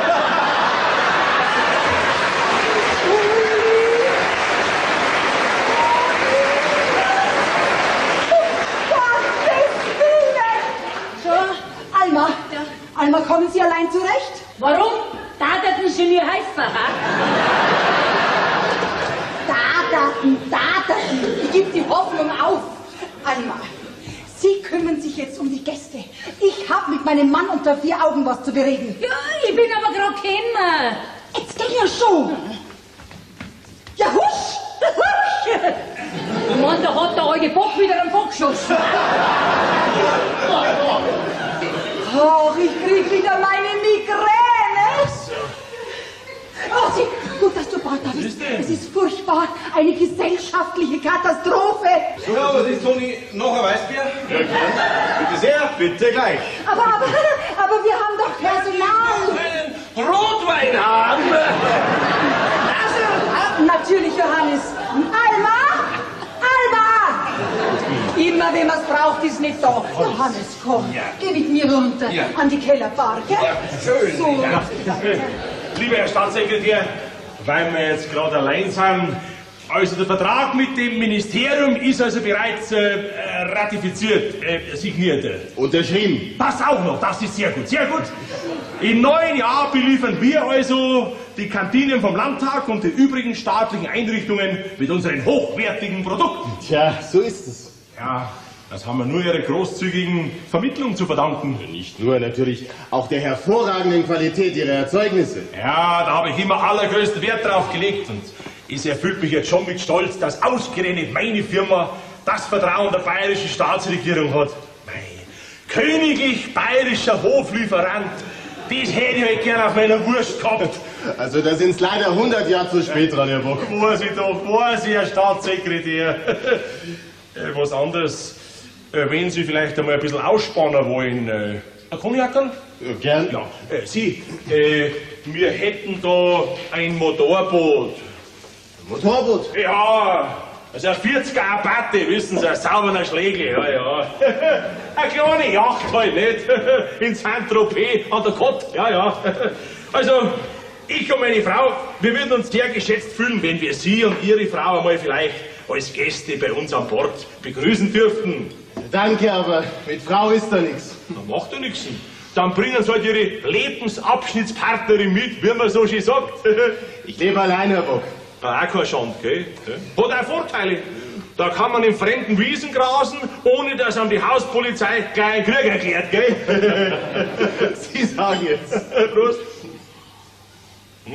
Also zu Ihrer Einladung, Herr Bock, das ist natürlich für mich in meiner Position, wenn Sie verstehen, was ich meine, nicht ganz ungefährlich. Also rein politisch gesehen hat ja das schon manch einen zur Fall gebracht.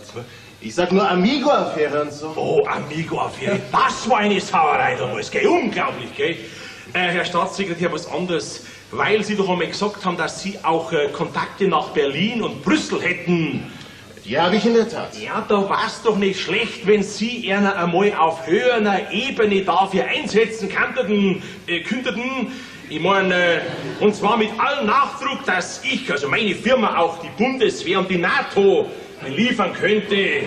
Das war doch nicht schlecht, oder? Das wäre doch ein Thema, das sich einmal vertiefen ließe. Ja, also ich werde mein Möglichstes tun, aber versprechen kann ich natürlich nichts davon. Stör ich? Nein, im Gegenteil, bleib mir da, Puppi. Herr Staatssekretär, auf gute Zusammenarbeit und auf einen gemeinsamen Bootsausflug, gell? Du Puppi, der Amigo, der Herr Staatssekretär, der kommt vielleicht einmal mit aufs Schiff, gell? Was? Nach Saint-Tropez an der Côte d'Azur? Ja, ja, nach Saint-Tropez, gell? So, bitteschön, Nachschub. Du hast gehört, Uli, dein Vater hat mich eben an die Côte d'Azur eingeladen. Kommst du auch mit? Na, warum nicht? Ich hab mir schon überlegt, ob ich nicht vielleicht die Hochzeitsreise... Huppelein, was ist denn los? Was hast du denn? Komm, setz dich her. Hier sitzen, mein Kleidl ist zu eng. Es ist ein Wurscht, komm, setz dich hier. Ich bin hier hinten im Rücken im Freien. Geht's Ihnen nicht gut, Frau Bock? Doch, doch, Herr Staatssekretär, so ein Stress. Mach doch nicht so ein Bild, Mensch, du machst mir die ganze Frisur kaputt. Es geht schon wieder. Na, was ist, Toni? Gehen wir nur mal in den Keller runter, hä? Tanzen wir halt einmal. Ja, geh weiter, geh mal, hä? Wie schaut denn das aus? Ich kann's nicht. Da kenne ich noch einen Blondinenwitz. Sagt eine Blondine zur anderen, schau, ein toter Vogel. Die andere fragt, wo? Was ist denn los? Was hast du denn? Ich krieg einen halben Herzinfarkt und du spannst nix. Der Herr Staatssekretär. Das ist ein netter Mensch, gell? Ha? Mein Gott, der Herr Staatssekretär ist der Freund vom Uli. Puppi, du träumst ja. Nein, ich bin hellwach. Vorhin sind sie unter einem Vorwand auf die Terrasse hinaus. Da hättest dein Herrn Staatssekretär mal her müssen, du. Nix anderes als wir Uli hin und Uli vorn. Und bei Uli nur noch Toni hin und Toni her.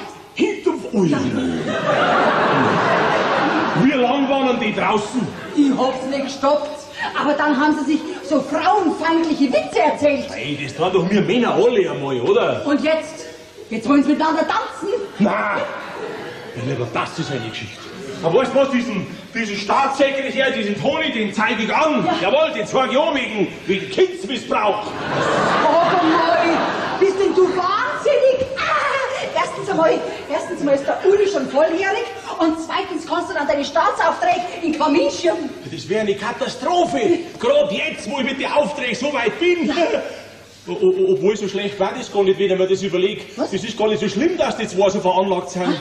Ja, das war doch nicht schlecht, wenn wir einen Staatssekretär als Schwiegertochter hätten. Was?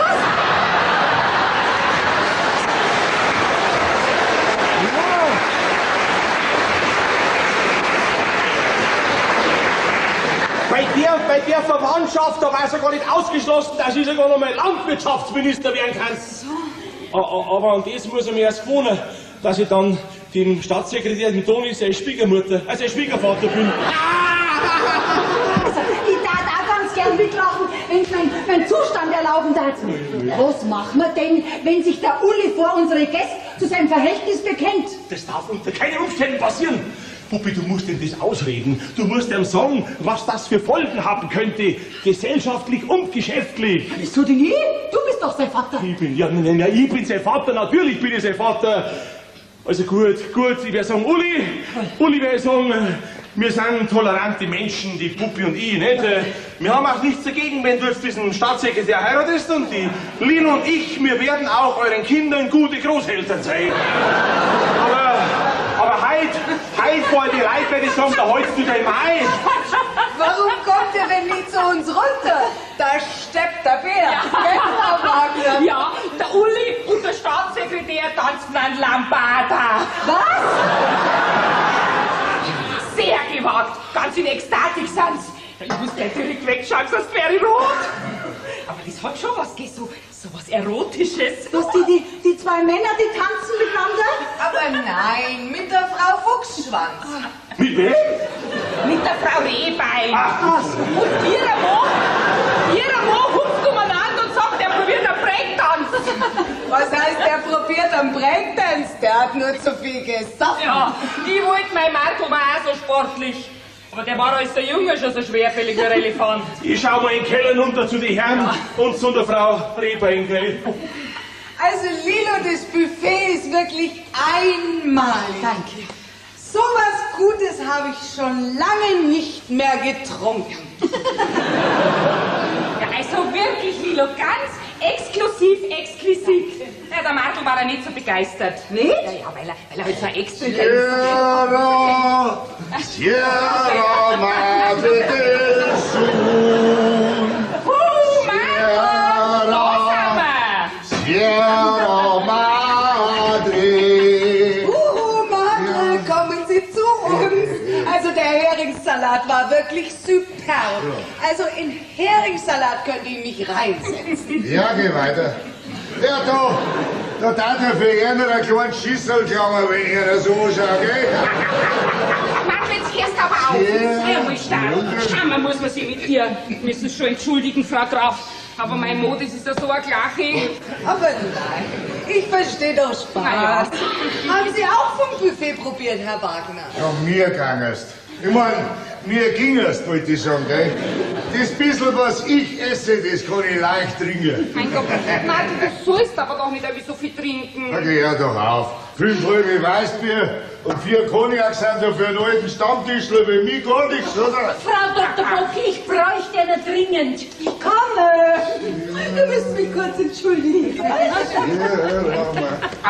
Du, soll ich unseren Schnaps holen? Ich weiß, bei wo der Gute steht. Na, wegen mir nicht. Ja, aber einer bringe ich einen. Einen ganz scharfen. Weil aber da wächst ja ein Tor auf der Brust. Der Martel, magst du nicht einmal nach dem Burli schauen? Der fürcht sich doch so beim Schießen. Alle, schau gleich. Bin gleich da, Bulli. Sierra Madre del Sur. Ist er da, Bulli? Wo ist er, mein Bulli? Wie alt ist denn Herr Burle? Also jetzt passen Sie auf, mit einem Dreivierteljahr haben wir ihn kastrieren lassen. Na ist er jetzt so beiläufig 2 Jahre. Um Gottes Willen, ihr habt euer Kind kastrieren lassen? Okay, der Burli, das ist doch unser Schäferhund. Das hätte mich auch gewundert, altersmäßig. Sie, gell, so alt bin ich für noch nicht. Aber nein, so habe ich es doch nicht gemeint. Oh mein Gott, da fürchtet sich wieder recht, der Burli. Naja, da leg ich ihm danach gleich die Decken ins Bad, dann bin ich gleich bei ihm, wenn er fällt. So, ich werde jetzt mal nach meinem Gatten schauen. Hoffentlich kennt er mich noch. Sonst wird er mich kennenlernen. Ja, Sie, passen Sie auf, dass Sie nicht mit dem meinigen verwechseln. Der ist nämlich abgesoffen. Da gehen Sie hin! Doch immer kehrt sie wieder. Ja, weiter sitzt die her da. Da sind wir aus der Schusslinie. Möchtest du auch ein Gläserl? Na, ich bleib bei meinem Weißbier. Ja. So. Wo ist er noch? Prost, Professor. Prost, Bulli. Ha? Der Oskar hat mir schon erzählt, was du für ein toller Hecht bist. Was bin ich? Ein Sexgigant. Ein ganz scharfer. Warte mal, aber da kriegt man nichts mehr dafür. Du, heutzutage reißt man wegen einer Weiberlei Kornhaxen mehr aus. Ja, ich auch nicht.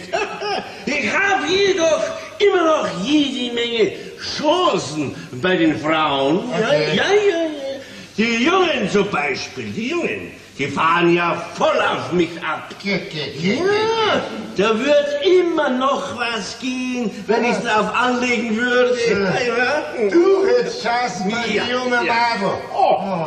Das ist mir aber noch nichts aufgefallen. Wahrscheinlich stehen die auf so erfahrene Typen wie mich. Und was bist nachher du für ein Typ? Ein Latinlabber. Was? Ein Lattenhofer. Ich bin sozusagen die deutsche Antwort auf Brad Pitt und Antonius Banderas. Was hast du denn aber mit deinem Burli? Ich heiß Martel. Der Burli ist unser Schäferhund. Was?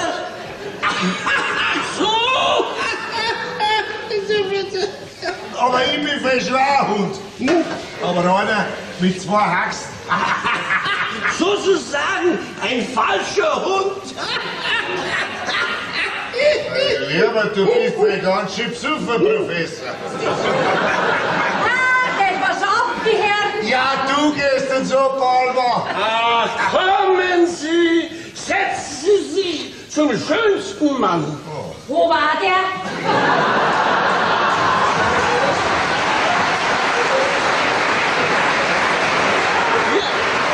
Aber ich mich damit jetzt. Bis morgen.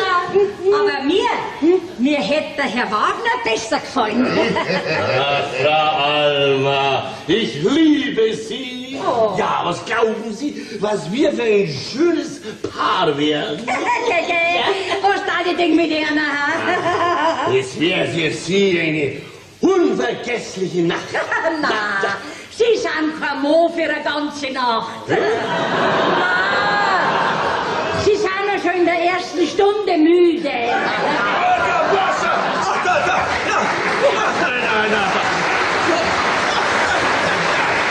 Was weißt denn du Wächterin über sämtliche Suppenschüsseln? Ja. Man hat so auch seine Erfahrungen. Nachher weiß Bier, Herr Ja, seien Sie Wagner. gut, Alma. Ja. Alma, du solltest mich mal in meiner Klinik besuchen. Fett absaugen, kleines Lüfting. Und wenn du willst, mach ich dir den Busen ein bisschen größer. Zum Freundschaftspreis, versteht sich ja? Na, Damchen, für einen Esel langt das Schipperlei.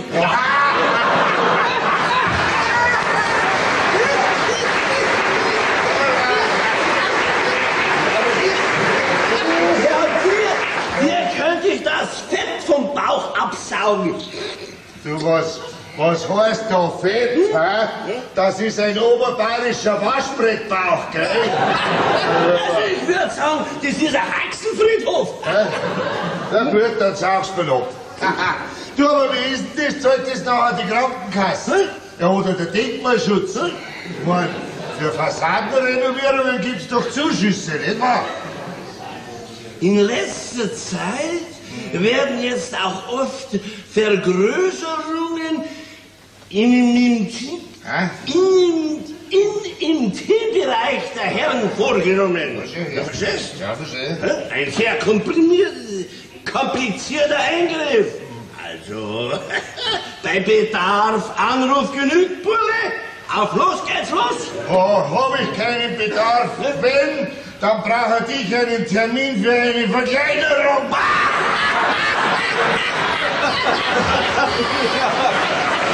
Aha. Willkommen auf der Flucht für die Hauspolizei.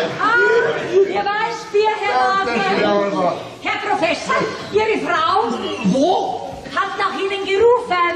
Ach so. Liebe Trauergemeinde, nach langem Überlegen und auf Wunsch von niemandem habe ich mich dazu überredet, einen heißen Breakdance aufs Parkett zu legen. Was?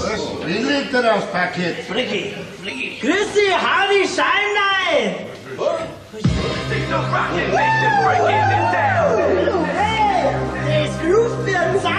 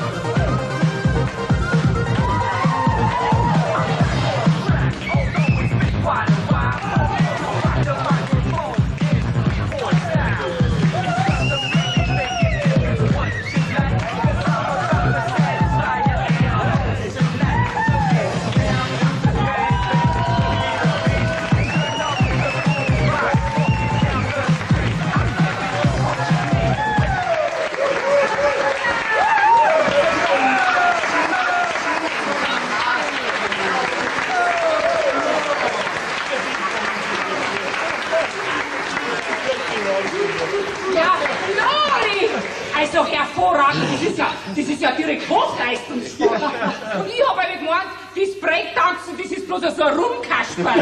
Also Rumkasperl ist halt der richtige Ausdruck, gell? Geh weiter, du bist doch mit deinen Land. Was möchtest du denn? Da geh her. Mit deinen Landfrauen auch alle Woche beim Turnen. Das müsstest doch du auch zusammenbringen, oder? Mach dich du nur lustig, gell? Wir machen auch tolle Sachen. Ja. Keulen schwingen und Ball spielen und jede Menge Lockerungsübungen. Ja. Frankie, warum gehst du mit der Nummer nicht zum Zirkus? Da brauchen wir solche Typen wie die. Als Pausenclown. Kriegst du da ne Kopfweh, Flori? Ah, wo? Ein Hohlraum tut doch nicht weh. Jetzt schaut euch mein Bruder noch mal genau an. Weil's nachher wahrscheinlich nicht mehr kennen werdet. Nee, frag wen, Kleiner. Sonst musst du zur Strafe verschärft 10 Stunden lang klassische Musik hören. Schon mal was gehört? Von Schuberts kleine Nachtmusik? Da, da, da, da. Hey, sag einmal, spinnst denn du? Entschuldigen Sie, Herr Staatssekretär, der weiß nicht, was Sie gehört haben. Komm, komm. Ey, das war eine reine Reflexbewegung. Ich hab gemeint, ich bin am Marienplatz. Nein, behalt's ruhig, das war einfach hinreißend. Na, jetzt hören Sie aber auf. Sowas erst fast mehr Wasser in die Isar schütten, mein Lieber. Der kriegt jedes Monat einen Scheck. Und der ist nicht zu klein, gell? Ja. Trotzdem, eine solche sportliche Leistung muss einfach honoriert werden. Cool, der Mann hat's checkt. Sportlich, dass ich nicht lach. Da kann ich schon mitreden, verstehst du?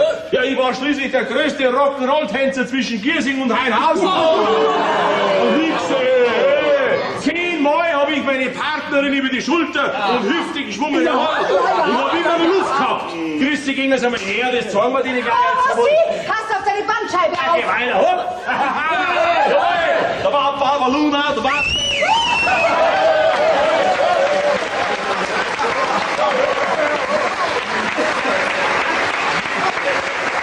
Bitte, Katz, bricht was nicht ab. Hey, Bonsai, dein Alter ist echt geil. Du, mein Lieber, für dich wird Zeit, dass du langsam umziehst. Es ist kurz vor Mitternacht und du läufst immer noch in diesen alten Klamotten rum. Und was spricht dagegen? Ich sprich dagegen. Wenn du dich nicht augenblicklich umziehst, dann wärst enterbt. Okay. Ich beuge mich der väterlichen Gewalt. Aber ich werde mal beim Jugendamt nachfragen, ob man mit einem wehrlosen Sohn so umgehen darf. Komm. Dass man der eigene Vater so tierisch auf Kippen gehen kann. Meine Herrschaften, Kleine, komm gleich. es darf getanzt werden. Oh, wunderbar. Sauber, was haben wir denn, Uli? Ha? Das ist doch schön, jawohl. Ja, wenn ich bitten dürfte.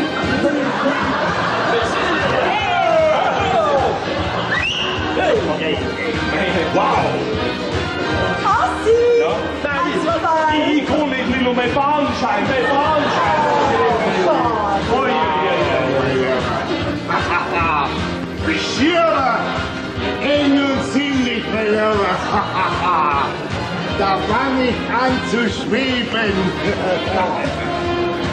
Da spüre ich überhaupt keinen Boden mehr unter die Füße.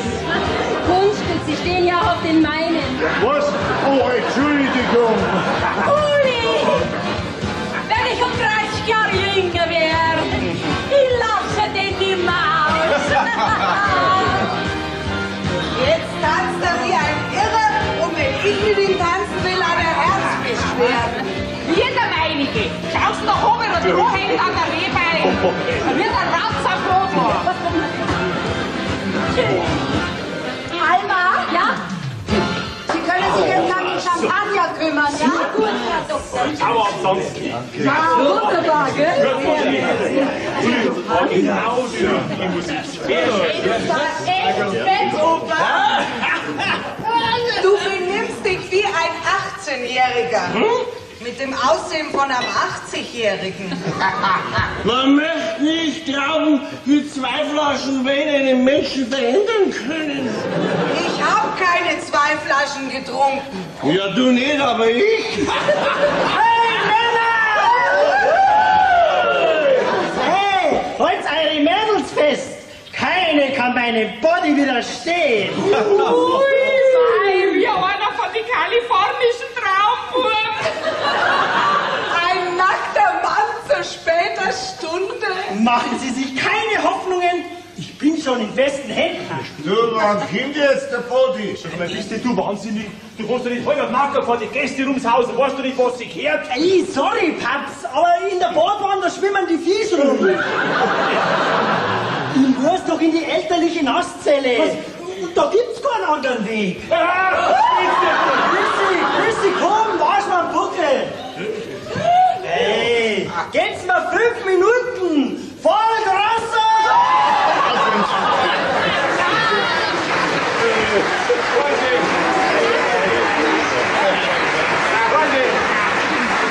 Heute ist soweit. Bald haben wir das alte Jahr hinter uns, gell?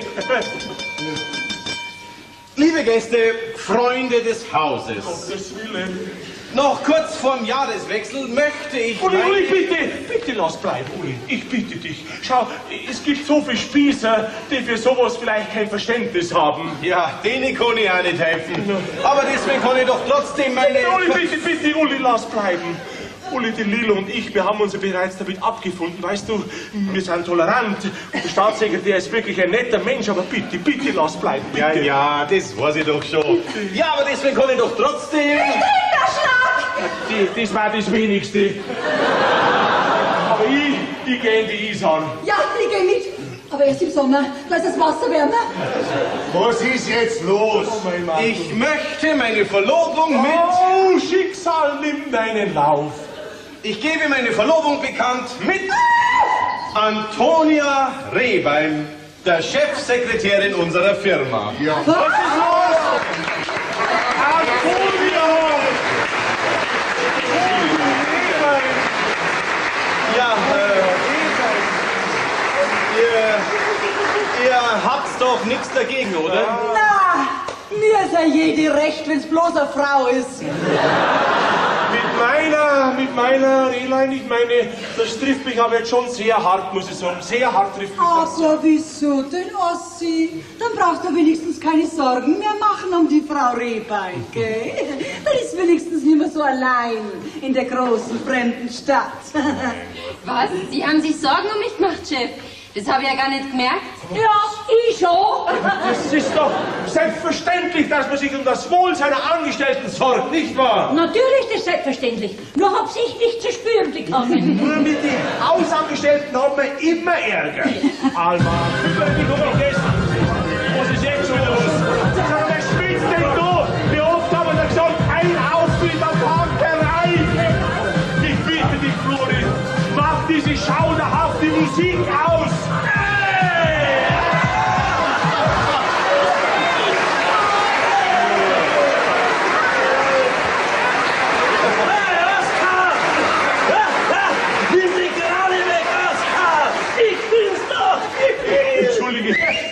Johannes, ich hab jetzt für den Florian geholt. Boah, voll Grasse! Gar nicht so schlecht für einen Grufte. Also wenn du wieder mal am Marienplatz einen Einsatz hast, dann mach ich natürlich mit.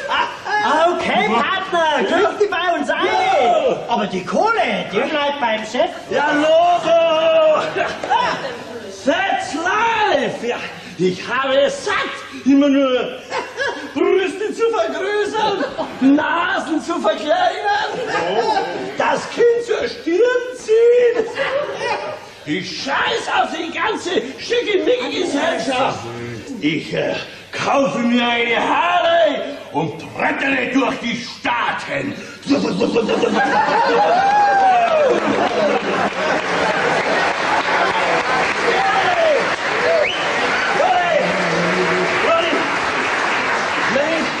Mein Kinderjacket hängt in deinem Zimmer.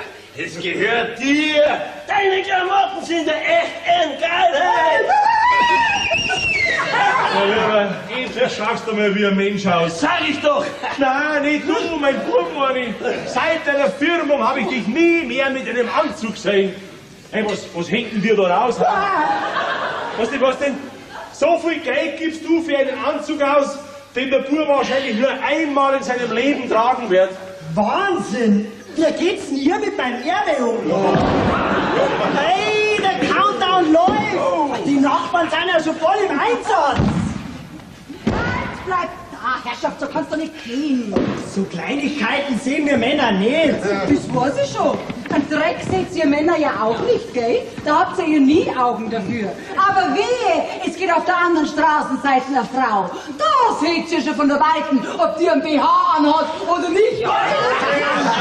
Nein, so sind wir Männer halt, Mama. Na, grüß dich. Wie gefällt dir einer jetzt? Mir gefällt er am besten ohne.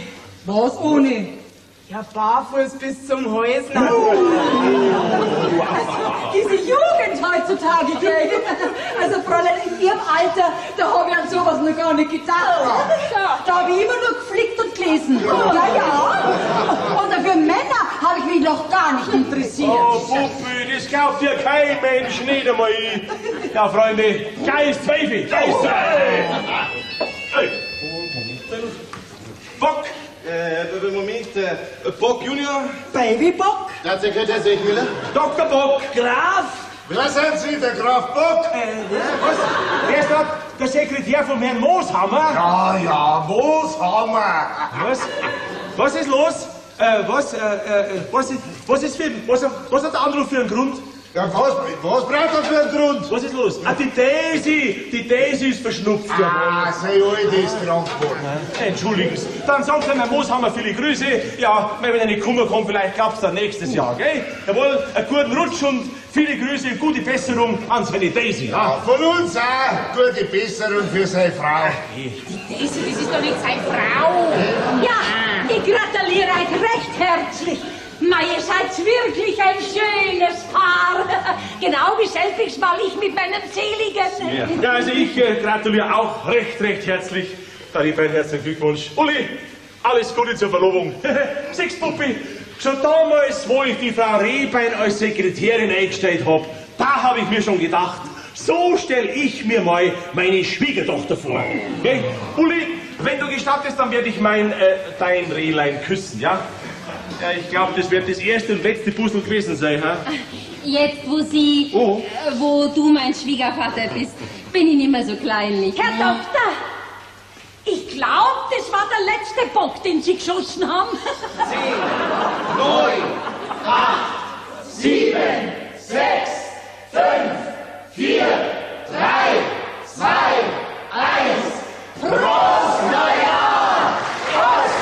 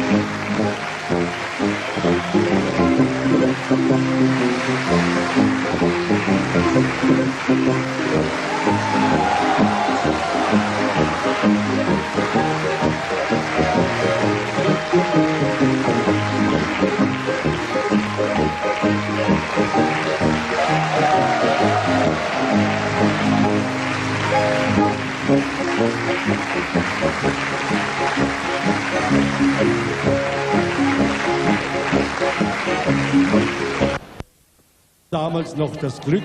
Jahr auf dem Opernball in Wien kennengelernt. Und dann natürlich der Herr Staatssekretär, Toni Segmüller vom Landwirtschaftsministerium. Der wohnt ja nur 3 Prachtvillen von der unseren entfernt. Ach, das ist ein interessanter und feiner Mann. Der war einmal Todsünd wert. Also, wenn ich nicht so glücklich verheiratet war, dann kann die für nix garantieren. Ah, glücklich, wie man's nimmt. Bring das mal her. Hoffentlich kommt meine Schwägerin nicht mit ihrem kracherten Mo. Der ist imstand und setzt sie mit seinen Lederhosen und seinem Gamsbartwurz zu unseren Fips. Wohin? Zu die very important persons. Ha? Ja, zur besseren Gesellschaft halt. Die blamieren einen immer bis auf die Knochen. Ja, hätten sie es halt dann nicht eingeladen. Die braucht man nicht einladen, die kommen von ganz allein. Übrigens, ist mein Kleid für heute Abend schon geliefert worden? Na, bis jetzt noch nicht. Herrschaftszeiten, hoffentlich kommt es noch rechtzeitig. Das vom letzten Jahr passt mir doch nimmer. Ich dummes Ding denk nicht dran und mache Ananas-Diät. Und jetzt ist mir zweit. Spätestens um Mitternacht haben sie das alles wieder hingefressen.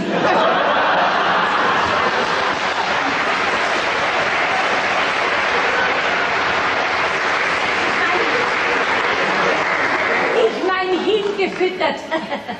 Außerdem kann ich nichts tragen, was ich letzten Silvester schon einmal angehabt habe.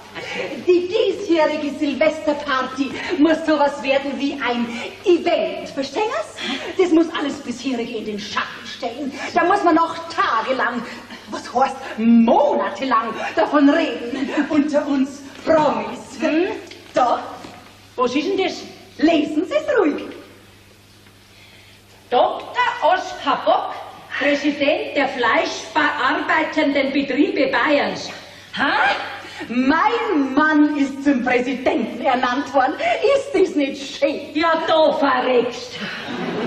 Wie ich bei ihm angefangen hab, da war er noch ganz ein gewöhnlicher Metzger. Und jetzt? Wieso steht jetzt da Dr. Bock drauf? Das ist eine Karriere, ha? Das soll ja erst einmal einer nachmachen. Ja, wieso steht jetzt da Dr. Oskar Bock drauf, wo er doch Präsident ist? Wieso? Sie haben da vielleicht was Bohrendes an sich. Ja. Wie ein Zahnarzt. In Zukunft dürfen Sie besser auf Ihre Umgangssprache achten, ja? Ha? Das heißt nicht ha, das heißt wie bitte. Drücken Sie sich gefälligst einmal ein bisschen besser aus. Den Stil des Hauses. Ich bin eine Chefsekretärin eines mittelständischen Betriebes.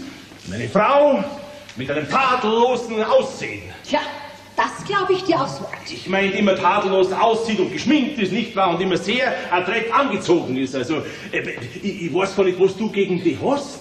Vielleicht gefällt's mir nicht, dass du ein Verhältnis mit ihr hast. Puppi, du tramst ja. Gekommen ist erst 1,5 Jahre bei uns und schon Chefsekretärin. Mei, bei der Rasse, Klasse, da sind sie am Schrein nicht, gell? Komm, lenkt nicht ab. Seit ihr diese Dienstreise nach Salzburg gemacht habt, hat die sowas Vertrauliches im Blick. So als wollte sie sagen, meine Liebe, wenn du wüsstest. Ach, Puppi, schreibt man Moos haben wir jetzt wirklich mit 2 O, ha? Ja, natürlich. Moos heißt im Bayerischen so viel wie Geld und das hat er zum Saufordern. Also, warum bist du in Salzburg über Nacht geblieben, ha? Du hättest doch ganz leicht heimfahren können. Mit dem großen Wagen. Der ist nur ein Hupfer gewesen. Puppi, ich fahr doch nicht in der Nacht von Salzburg nach München heim, wenn ich am nächsten Tag einen Termin in Linz habe, also bitte. Komm, erzähl mir doch nix. Weil diese Rehbein dabei war. Und da geht was. Wir Frauen spüren das. Wir spüren Rivalinnen 10 Meter gegen Wind. Und bei der, da schlagt mein Geigerzähler aus wie nach einer Atomexplosion. Mein Gott, Ossi, ich kenn dich doch. Bei jeder Frau unter 30, da wackelst doch du mit deinem Hintern wie so ein karibischer Salsa-Tänzer. Und ausgerechnet auf die hättest du keinen Bock, Oskar Bock. Hab ich gehabt, Puppi. Ja, früher, da gib ich zu.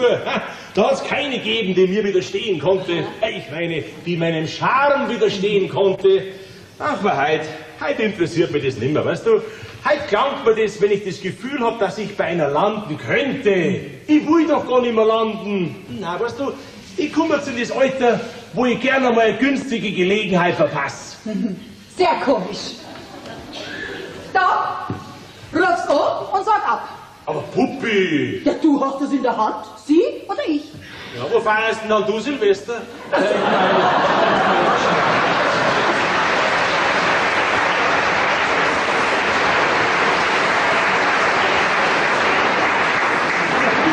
Puppi, du würdest mir wirklich fehlen. Jetzt, ich mein Schmollitz, mach doch kein Scheiß, Lilo. Gut, sie soll kommen. Aber garantieren kann ich für nichts. Oh, Scheiße. Wer hat einen Geist aufgegeben? Ich bin doch nicht der Waschfrau. heirat endlich, wie andere Männer auch in deinem Alter. Dann hast jemand, der dir die Wäsche wascht, gell? Also wenn ich heirate, dann nur, weil ich die Person gern hab und nicht, damit sie mir die Wäsche wascht, ja? Oder hat dich mein Herr Vater nur wegen der Wascherei geheiratet? Du bist bei ganz schön unverschämt, gell? Es ist doch nicht viel. Schau, ich habe nämlich folgendes System entwickelt. Ich sortiere die Wäsche in 2 Haufen. Der eine ist der dreckige und der andere ist der, den ich noch einmal anziehen kann. Also mein Gott, und sowas will der Juniorchef eines großen Industriebetriebes sein. Alma, Herrschaftszeiten, die Wäsche muffelt. Ja. Alma, apropos Muffel. Ja? Die Fische schwimmen immer noch in der Badewanne vom Gästebad. Die müssen raus. Wenn womöglich einer unserer Gäste heute Abend zu viel trinkt. Simone, wenn er Pfuffer ist. Betrunken halt. Und er muss sich Bein übergeben. Sehen Sie, man kann auch andere Worte wählen. Ja, keiner kannte schon, aber... Aus Ihnen wird nie eine Dame. Das Bad muss abends frei sein, ja? Das Bad ist abends frei. Da liegen die Fische bei uns auf dem Teller und nicht mehr in der Wanne. Game over, versteht's? So, Alma, Sie nehmen jetzt mal da die dreckige Wäsche. Ja, bevor es der Herinano aus Muffin erfängt. Alma, wenn du mir meine Wäsche waschst, dann kriegst du ein dickes Bussi. Mach ich doch, schon wegen dem Bussi. Also du feist mir voll arg. Seit du nicht mehr bei uns wohnst, da ist gar nicht mehr lustig. Oh, du fehlst mir auch, Alma. Ja. Wohin damit? In den Partyroom. Warte, ich geh gleich nicht. Wo sind denn die Tischkarten wieder? Herrschaftszeiten, dass die nicht vergessen werden. Wahrscheinlich habe ich es in meinem Arbeitszimmer auf dem Schreibtisch liegen. Gästeliste? Ja, wo ist denn die Gästeliste? Da auf dem Tisch. Ja, dann sag's euch gleich. Ja, das dürfte doch wohl nicht wahr sein. Was denn? Die Rehbein ist auch eingeladen. Ja, das haben wir dir doch gesagt, Puppi. Nein, Ja, freilich haben wir das gesagt. die Rehbein? Deine Rehbein? Ja, meine Sekretärin kommt auch. Puppi, schau, sie ist doch nicht von da. Sie hat doch niemand in dieser großen, fremden Stadt. Ach, da darf man doch das Herz brechen, wenn diese arme Frau Silvester allein daheim sitzen müsste. Mir kommen die Tränen. Ach, schau, Puppilein, dann tun wir doch auch ein gutes Werk, nicht? Dann kommt das arme Madel einmal ein bisschen unter die Leid. Also das ist doch wirklich eine Zumutung, wenn unsere Promis mit deiner Tipse an einem Tisch sitzen müssen. Hallo. Das ist keine Tipse, gell? Das ist immer... Entsprechen also. Schließlich sind sie nicht irgendwo angestellt, sondern in der High Society. Und ab heute sagen sie zu meinem Mann Herr Dr. Bock. Und zu mir natürlich auch. Wie es morgen, Herr Dr. Bock?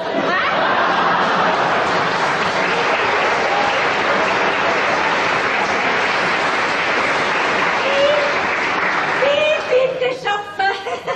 Also, Sie wollen mich wohl auf den Arm nehmen. Zu mir natürlich Frau Dr. Bock oder meinetwegen auch Frau Präsident.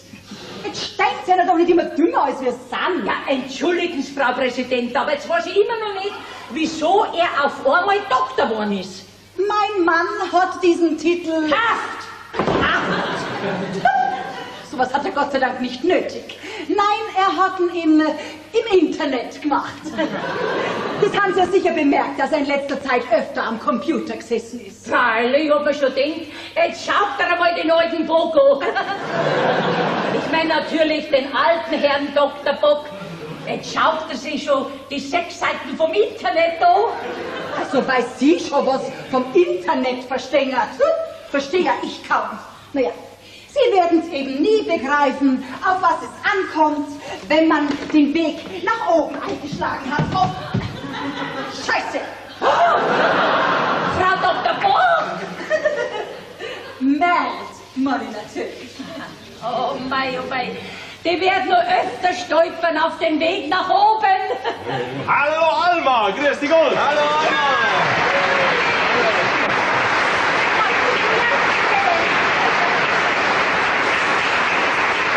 Alma, einlassen wir's brauchen. Das wird ein Feuerwerk wie bei der Olympiade in Sydney. Gigantisch, du. Piu, piu, piu. Oh, das hat eine Stange Geld gekostet. Komm, Alma, häng mich auf. Wo ist meine Gattin? Die gnädige Frau ist nach oben. Wohin damit? Uli, alles was Feuerwerk ist daher. bist so gut und dekorierst dann alles da herin, gell? Und auch drunten die Kellerbar, ja? Ja, ich wollte eigentlich gleich wieder heim. Ich krieg nämlich noch einen Besuch und... Du hast da Girlanden, Luftschlangen, Lampignons und alles, was da dazugehört. Ein Teil habe ich noch unten und da für mir draußen in der Garage im Kofferraum. Das schafft Atmosphäre, ja? Ja, klar. Grüß dich, Berli. Grüß dich, Stiefmama. Grüß dich Gott, Puppi. Wo ist denn der Florian, hä? Florian! Was ist denn das? Trecker die Wäsche? Du hast das wohl nicht alle. Meine Socken mit.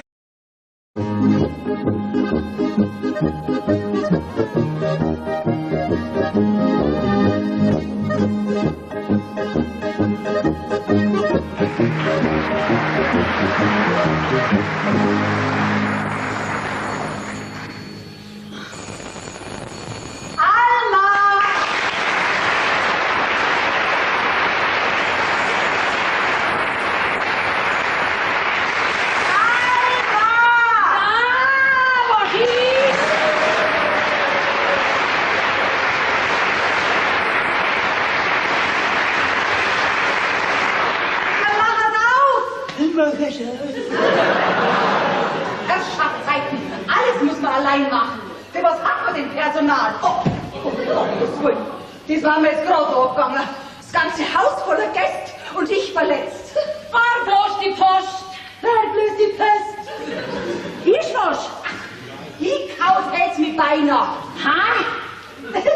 Ich meine, gestürzt war ich fast. Mei, wie leicht hätten sie ja noch das Knack brechen können. Jetzt reden Sie doch nicht immer so unfein daher mit Ihren Untergiersinger Goschen. Genick heißt's. Halt darf er seiner Fall schon mal ein bisschen besser zusammenreißen, gell? Halt kommen nämlich einige prominente Gäste. Und wie schnell ist man oben durch in die unteren Kreise? Immer natürlich unten durch, in die oberen, höheren Kreise. Der besseren Gesellschaft heute. Ja, es ist noch nie was schief gegangen. Und wer kommt nachher so besonderer? Herr Professor Graf mit Gattin. Die kommen jedes Jahr. So besonders sind die auch wieder nicht. Es sind immerhin unsere besten Freunde. Und außerdem ist er ein erfolgreicher Schönheitschirurg mit eigener Klinik. Und um 10 ist schon immer zu. Oh. Und seine Frau, das ist vielleicht eine Schlaftablette. Mei, da hat der Mann studiert und so eine Frau daheim. Man fragt sich bloß, warum? Wahrscheinlich wegen ihrer exotischen Schönheit. Geh, wo ist denn der exotisch? An die Fußsäulen vielleicht und das Mensch. Also, ich muss doch bitten. Sie sprechen von einer Freundin des Hauses. Außerdem war Frau Graf einmal Miss Germany. Okay, die war höchstens einmal Miss Hosenberger.